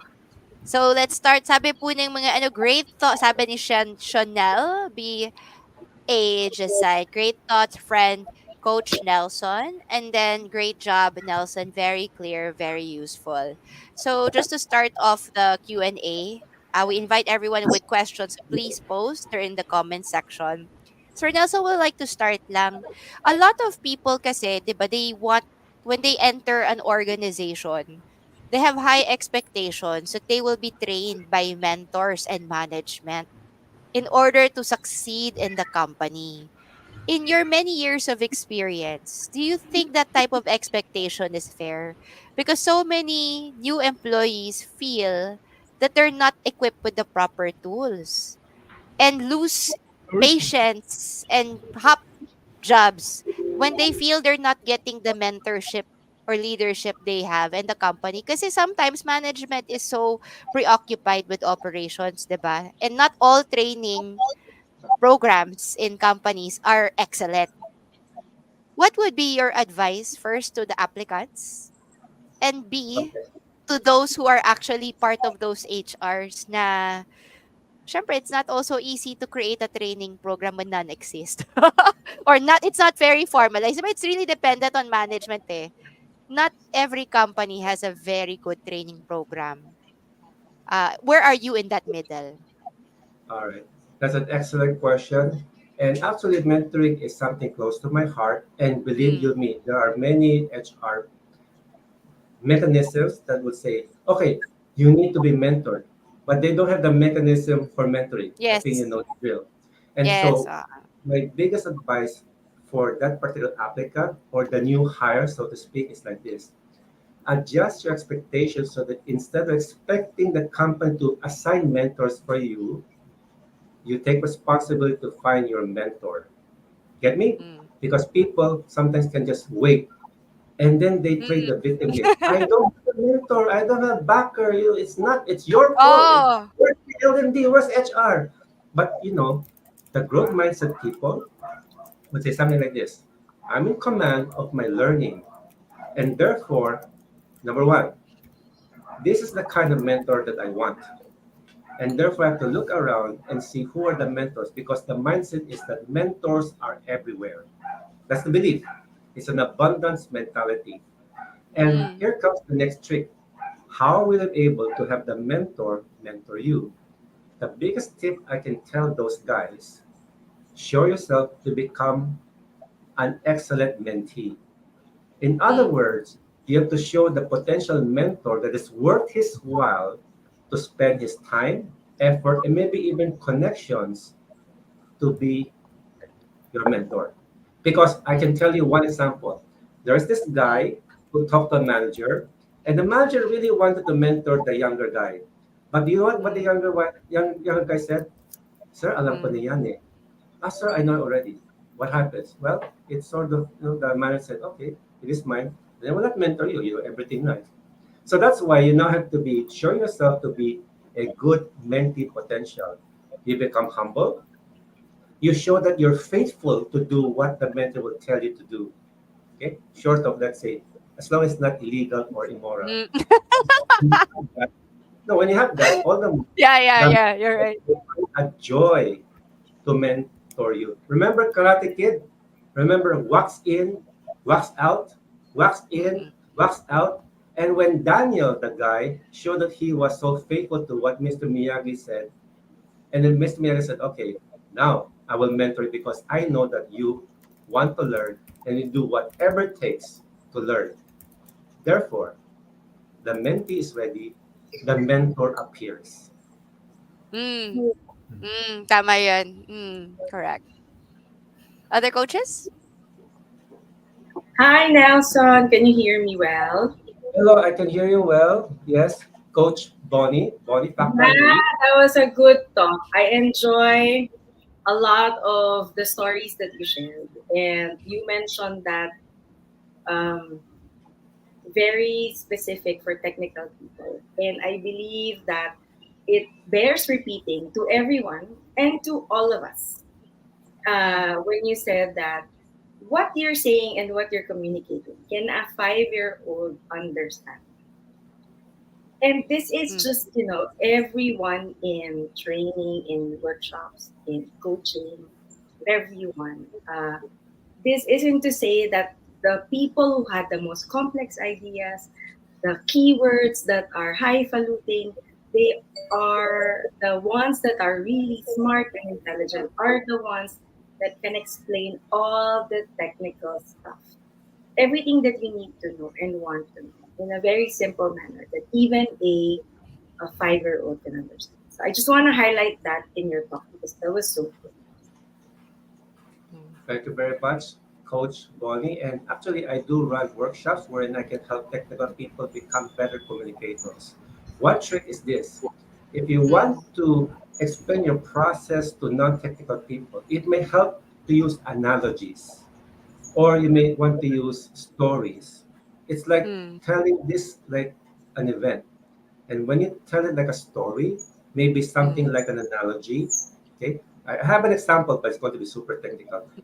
That will increase your clarity. Yeah, it's about bottle making, but that's another thing. Okay, so that is, yeah, You're right. You're right. Yeah, can I ask a question? sure. Sir Nelson, you mentioned the importance of emotional intelligence in leadership in your presentation.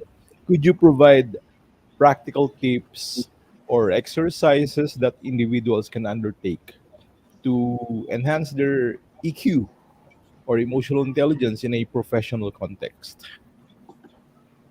The answer is yes. My experience is that it's best one-on-one because, like what I did with Tony, all right. So it's a matter of being patient with that guy and to, in effect, hold a mirror. In effect, that's what reflecting questions are about. And you have to be patient and you have to believe that the inside is there just waiting to be awakened. But when the inside is there, it'll crack a whole lot of entrance behaviors. I would say that it will be more like you provide a mirror. The 360 is a great start. But of course, we know people that they'll blame the people who fill up the 360. Oh, galit sa akin yun and all that. But you have to keep on plugging, and say, okay, pretend the guy has the best intentions, disregard the motive, talk with the data. What is the effect? Is it helping you or not helping you? Things like that will help nurture emotional intelligence because at the end of the day, the guy has to wake up. And the guy also has to expand that awakening to be aware of the other people's emotional states. I hope that helps, Coach Alan. Mm. We have a few comments on the floor. Sabi ni Juan Pito, a golden time and moment with Coach Nelson D. This program every Sunday, the HR Cafe is the best. Principles of Adragogy is worth sharing. Thank you. Super presentation, Sir Nelson D. Let's add counseling too. We also have a question on the floor. You mentioned about MBA. May bias po ba sa hiring if non-thesis ang MBA? Is that true? Meron ba? Wait, O baka masagot ni Sir ni Doc Ray.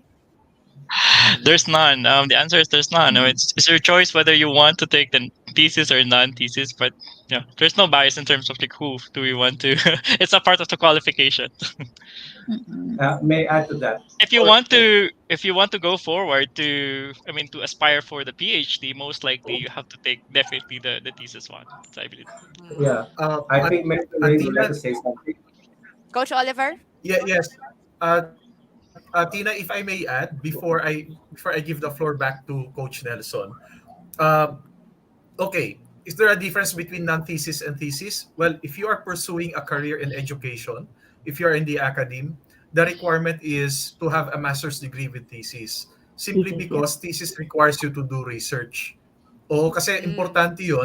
importante yon that you need to come up with your own hypothesis because coming up with your hypothesis will allow you to study it further, and whatever result it may be, it's something that you can teach to your students.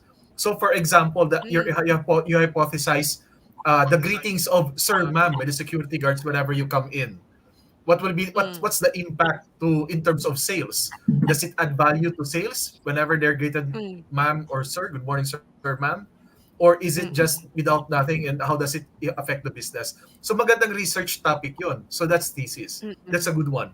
But if you're in business, if you're in the corporate, there's not much importance on the thesis.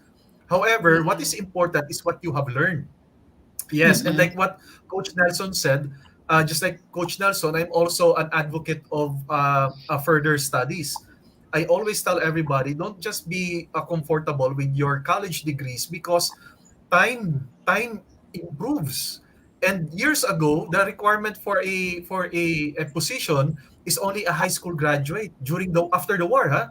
High school graduate, you Mm. can get a job, you can be a vice president after the war. Mm. But then over the years, the requirements and qualification have increased. Now there's plenty of applicants with MBA. But then the Mm. MBA is just the half of what you have as a competence. You will still be tested, you will still be tried. You, other than the interviews, it's how you apply those learnings that makes it important. So in the corporate, walang masyadong problema if this non-thesis or thesis. However, again, Mm. it's how you apply your learning in the business. Now, if you want to pursue further, like what Doc Ray said, you want to pursue your doctorate degree, then move ahead. Move forward. I myself, I have pursued it. After a while, I have taken another executive education simply because it's something that I want to share to everybody, not because I want to have it on my credentials. Kumaga sa ano, just like what Mm. Coach Nelson said, you need to keep on learning it. It doesn't have to be just Mm. there. What we have learned 10 years ago may not be applicable now. More so 15 years or 20 years ago. In fact, recent study Mm. has it, by the time you finish your MBA, half of those is no longer applicable. And you're talking only That's of true. 2 years or maybe less. Mm. So by the time you Mm. completed, ano ko, nagbago na. Dave Ulrich is very vocal about this.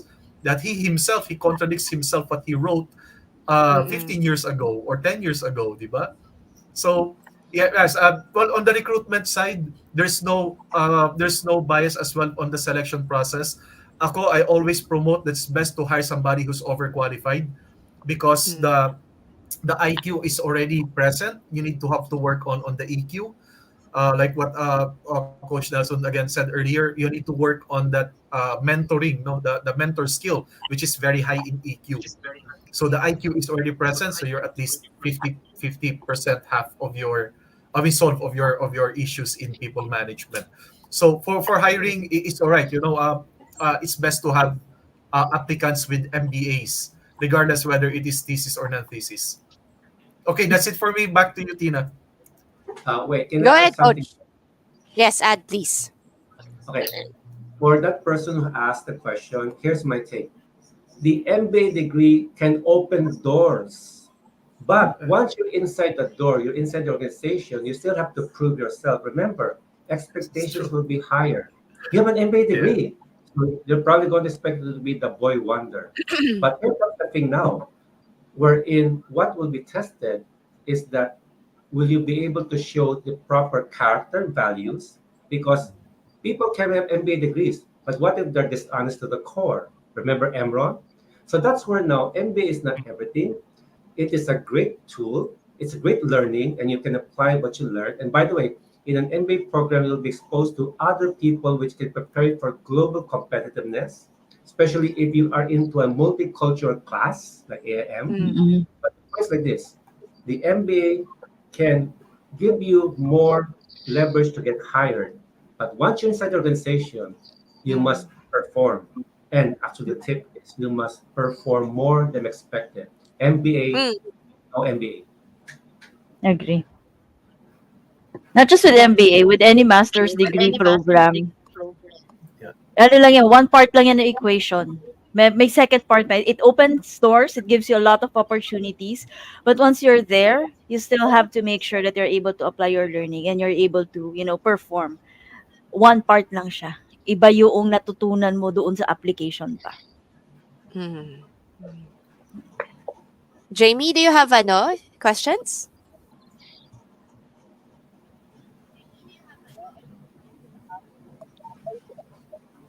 Medyo. Medyo hindi rinig, Miss Jamie. Okay. Can you hear me Ayan, better yan. now? Yes, Yes. Okay. perfect. Yeah. Yes, I don't have any question, but just like to reinforce what was mentioned. So MBA or without MBA, what is important is how you perform when you're actually there, because what really will prove is your actual performance, especially globally. What they're looking at is how you represent yourself, and at the same time the work performance. Mm. I'd like to ask about real talk lang kasi sa totoo lang an MBA takes around 18 months to 2 years of your life. And many people do not actually have the luxury of excess cash to invest in an education, invest in a certification, invest in a training, but they want to level up.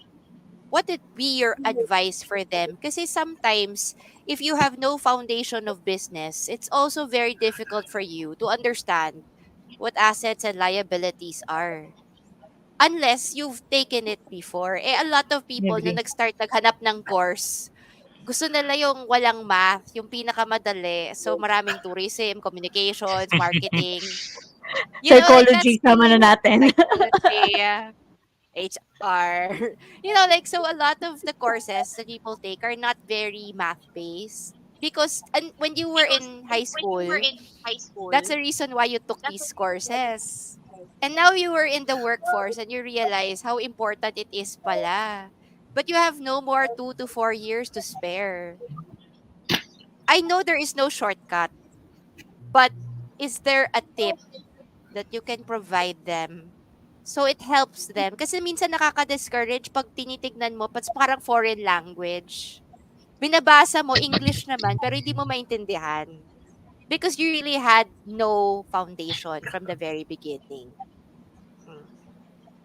Coach? Hi, everyone. Coach? So, Tina, I just want to share that right now. Do you wanna speak first, Oliver?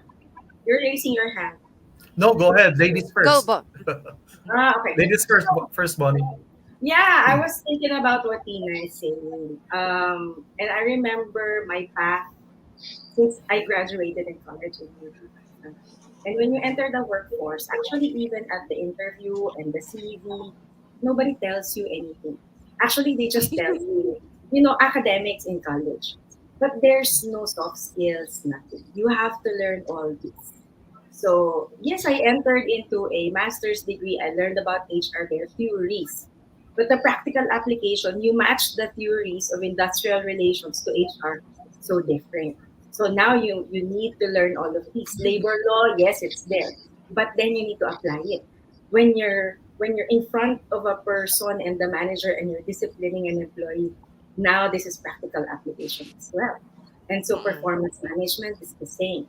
So you learn all this bit by bit.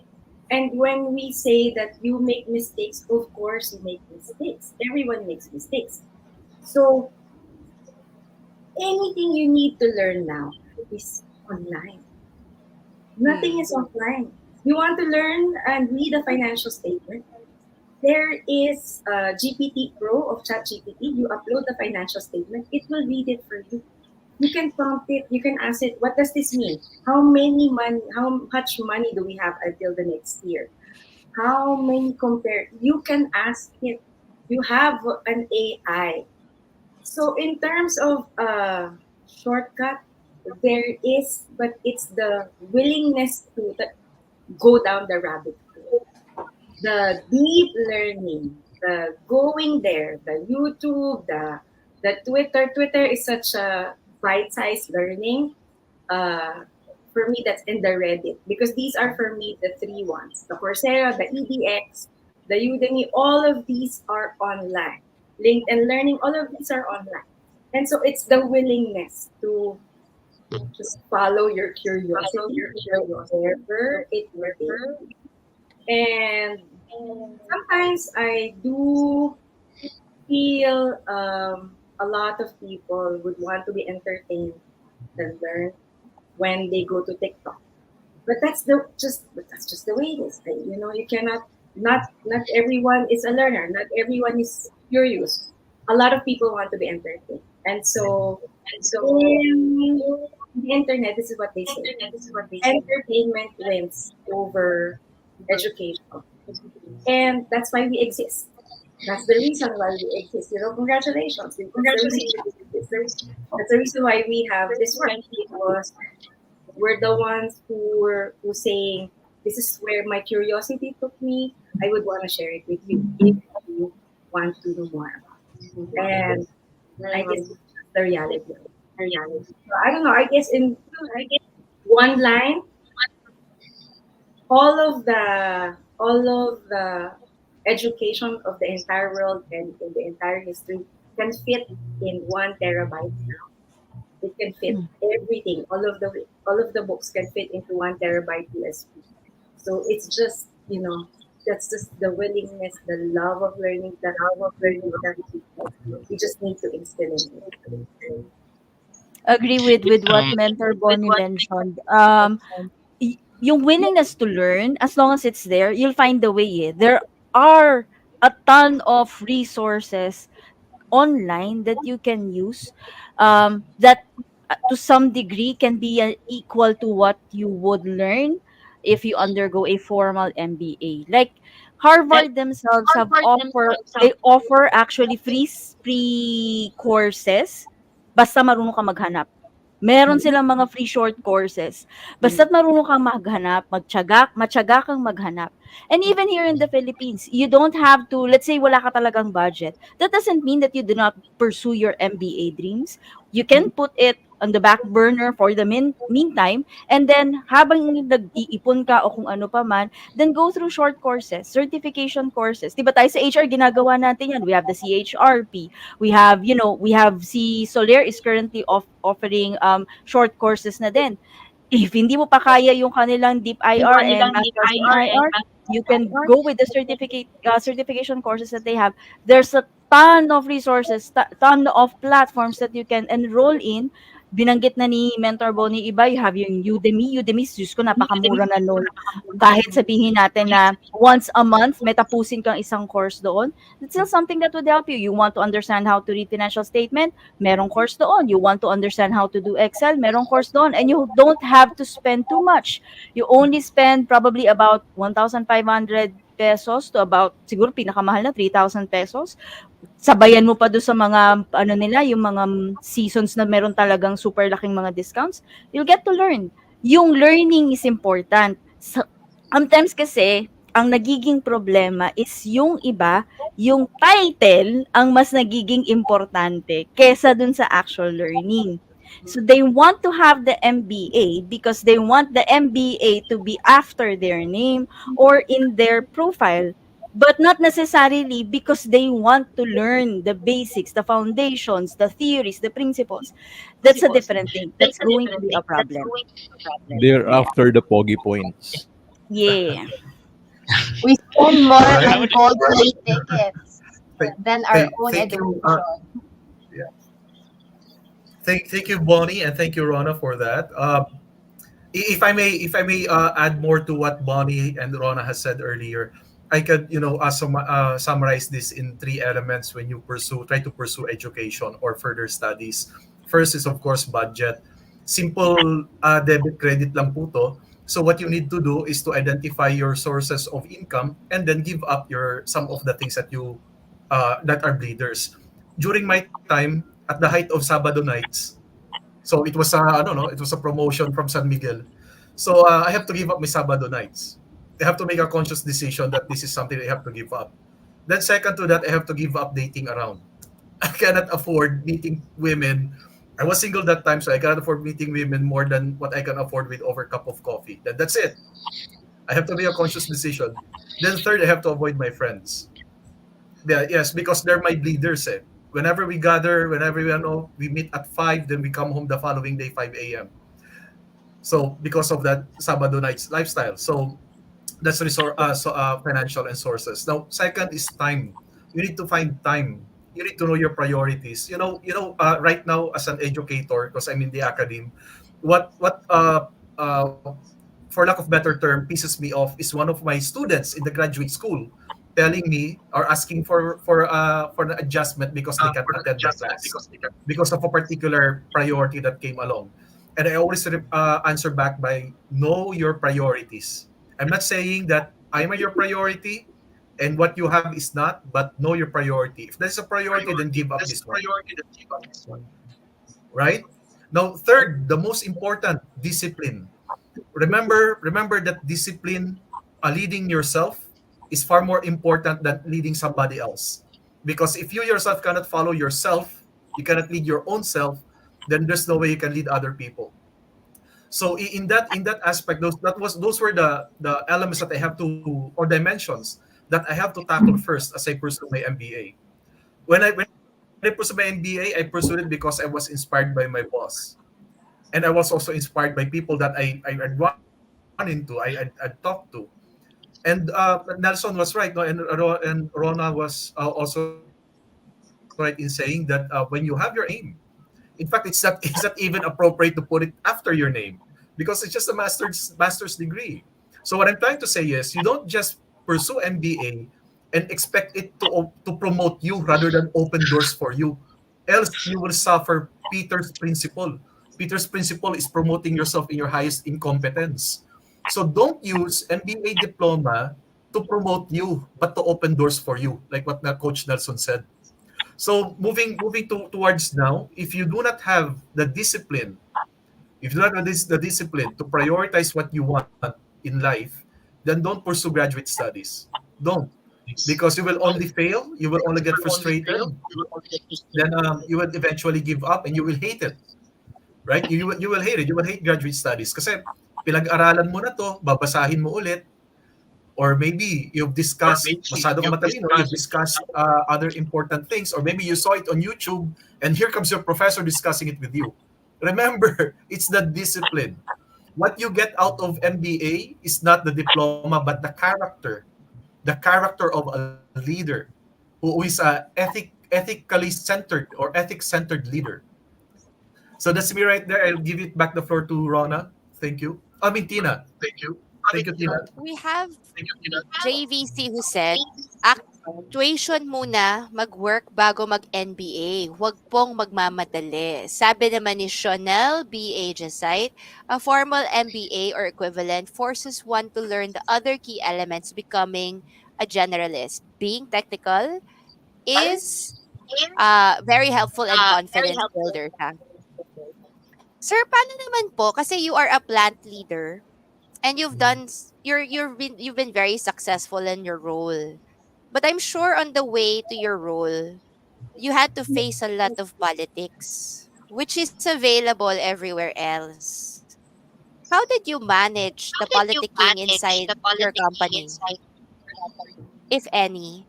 And as you see from your other compares, what are your advice to those who feel that there are forces inside the company that is against them so they cannot succeed? Is it true that there's really initan sa workplace? And how to cope with that? Coach Okay, Nelson? that's a very interesting question. Uh, 'Di ba? the one that comes to my mind as you're asking is one, you choose your battles. Number two, Mm. when you have your battle, you have to make sure you have your allies. Again, that's reality. Huh? It's like, probably the other thing is don't think of politics as a dirty word. But of course, you always have people who will put you down, that sort of thing. Like I said, choose your battles, have your allies ready, have the ammunition of truth on your side, and sometimes you will have to, okay, sometimes you will have to make a tough, be ready Yeah. to lose your job if you need to. That will be it. Because sometimes people engage in politics out of fear. They're afraid of, let's say, they'll be fired. But if you're comfortable losing your job because you're standing for what is right, then that's it. You're practically unbeatable. And of course, you don't burn your bridges along the way. That will be my own. It's another going to be another webinar about politics. But just be remembering, uh, politics can be something you can use to your advantage. The only criteria is intent. So if you're going to be using politics to promote yourself, but so that you'll have more power to do good to other people, that'll be a good kind. And when it comes to, let's say, choosing your battle, so you don't have to waste energy for petty quarrels, sip, and all that crab mentality. And last but not least, if somebody is bashing you, the best revenge is to prove them wrong. Hmm. Okay. We're almost at the end of our 5:30. It's so very fast kasi I really think this is a very impactful seminar and everyone encouraged talaga na to watch it again. Last words po, Coach Nelson, if you have anything to promote. And then let's follow across the line Sir Ray, Sir Jamie, si Alan, Bonnie, Coach Oliver, then me, then last Sir Rona to close the show. Thank you very much for this opportunity. It's quite an honor to be part of the HR Cafe pool of experts. And I've been hearing a lot of all of you guys. It's quite a treat now to really meet you, at least virtually. And so, what I can say is like this: I also offer coaching and mentoring. You have my contact details because I believe something like this. There's only so much you can do with formal learning, and there's also so much you can do with classroom learning. But I always believe the best is the one on one. Never underestimate the power of a conversation. And that's where hopefully we come in to become better leaders by being better communicators and better coaches and mentors. Back to you, Mentor Tina. Mentor Ray? Absolutely, Mentor Doc Tina, Ray? and thank you so much. Uh, can you hear me? Yeah. Okay, sorry about that. Thank you so much for that, Mentor Tina, and Coach Rona and definitely Sir Nelson. I love the story. I mean, I love the narrative that you mentioned. It's because it really resonated me a lot, and I believe that's also the same thing, like my journey, like being a technical person, even up until now. But getting into that leadership role is definitely so difficult. I also went to the MBA because of that situation wherein you need to transition from just a being a technical person to someone who will lead the team. So I believe very intentional with what you want to get coming from the learning environment, whether it's formal or informal. And I also believe that learning happens everywhere. It's not all about like going into the classroom or to anywhere, but even the usual conversations that we do on a daily basis with different people, I believe learning can happen in there. So be very intentional about it. And even like say for instance, like me on a daily basis when I do my jogging, my running, I even listen to like a lot of podcasts. And when I get to my unit, I wrote down like a lot of the reflections. When we reflect on these things, the more that we can learn. And after that, then we try to apply as much as we can when we go back to our respective organizations. That resonated me a lot, and maybe one of the key things that I would want to share as well. I mean, transitioning from a technical person into a leader is the delegation part. It took me like X number of years for me to transition from, because I always want to like everything should be perfect, and I ended up being like the most hardworking person in the room. It's because you would want to take like some of those loads that other people can do it in an excellent way. So I believe I really learned a lot from that. But overall, I mean, in terms of the presentation with Sir Nelson, what resonated me a lot would be you have to be very intentional about what you want to learn, what you want to happen in your life. And because at the end of the day you own your development. So, and I don't want you to limit with all of the limiting beliefs that you have, to have the growth mindset. If you believe that you can take that graduate study just because of the budget and all of those things, there's a limiting belief, right? So you can always think about like so many things for you to get there. So I believe those are the key things that I got coming from the presentation. And what a wonderful afternoon, like, hearing that very good narrative from you, Sir Nelson. Thank you. My pleasure. And don't forget, I have a YouTube channel so people can learn more about that. So Ah, please yeah, subscribe too. sige. So guys, if you're listening, HR Cafe friends, also go there, share, and subscribe. Jamie?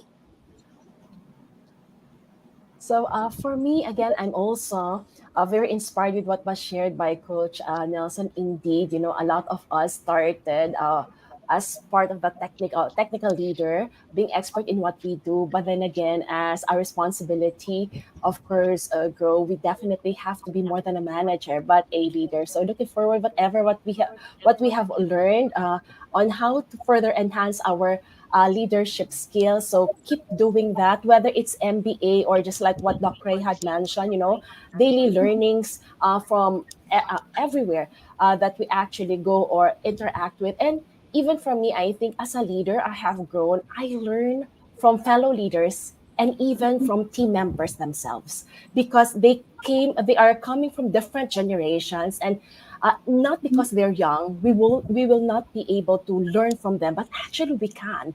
And based from that, if we adapt, our leadership skills will definitely further develop. So with that, everyone, looking forward everyone to see you again next Sunday. And thank you to all the mentors and Coach Nelson for that inspiring session that you have shared with us. Thank you very much. Alan? Thank you, PHRG's HR Cafe. Thank you to our coach Nelson B for being our speaker today. Thank you to our main host, Coach Alan, Tina, and Rona, and to our co-hosts, Oliver and Faye. I had so much fun being here and having our insight exchanges. So before I say goodbye, for your generative AI, project management, agile methodology leadership, professional development workshops needs, please send me a PM. Bonifactor of Leading with Success. You can follow me on Facebook, LinkedIn, even Instagram, and our company Facebook, LinkedIn, and Instagram pages as well on Leading with Success. On my Facebook account, I have a free resource for everyone. There is a public album there that has 300 to 1,000 prompts for generative AI. So you can enhance your productivity. You can just browse it there. And there you go. I know that next is Coach Oliver. Alan.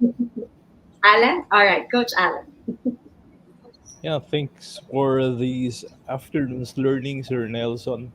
Ang dami ko rin natutunan. And for the announcement, niluluto pa siya but it will be finalized by November. We'll be launching Creative Moves. It's going to launch a webinar, series of webinars about mental health and wellness using transformational approach, particularly meditation and the application of meditation into the mga corporate um, challenges and employees problems. Kaya makakatulong kami dun sa mga employees na nahihirapan dahil sa dami ng stress, natutuliro na, yun, we can help you by learning mindfulness and other techniques under the banner meditation. Thank you so much. Ollie? All right. Good afternoon, and thank you, everyone. It's most especially to our speaker for today, Coach Nelson. And well, there's nothing to promote, but you can find me on LinkedIn. You can find me on YouTube as well. But my YouTube channel is not updated. But there are some few things of the past that you can catch up with, and one of the things that you can catch up with is the HR Cafe. So I'm very pleased to be part of the team, and thank you, and a pleasant Sunday to all of you. Hmm. We're very glad to have invited Coach Nelson to speak. I think beyond his presentation, which is very robust, I wanted you guys to meet him because when you meet him, you will understand why it was so easy for management to have promoted him to a very high role inside the factory.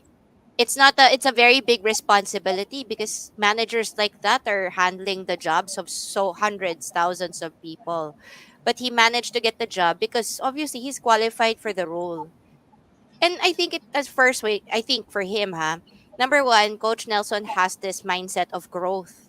He always takes the opportunity to level himself up and to learn, even with great sacrifice. I'm sure it's not easy to do an MBA and to work at the same time and to do mentoring and to write books and to like do all these consultations, this YouTube channel. Ganun pa lang, alam mo na what type of person he is. He is really a producer of much output and an inspiration for anyone. Kasi marami sa atin hindi pa author eh. Future want to be author pa lang. But Coach Nelson was able to do it, and not only one book, but multiple books. So talk about being an overachiever. You can also see from his demeanor how comfortable he is with the everyday man, and to also talk to a management office, president of the company. He can talk to both of them and make both of them realize that he is a friend and not an enemy. And that's a very big art. It's an art form.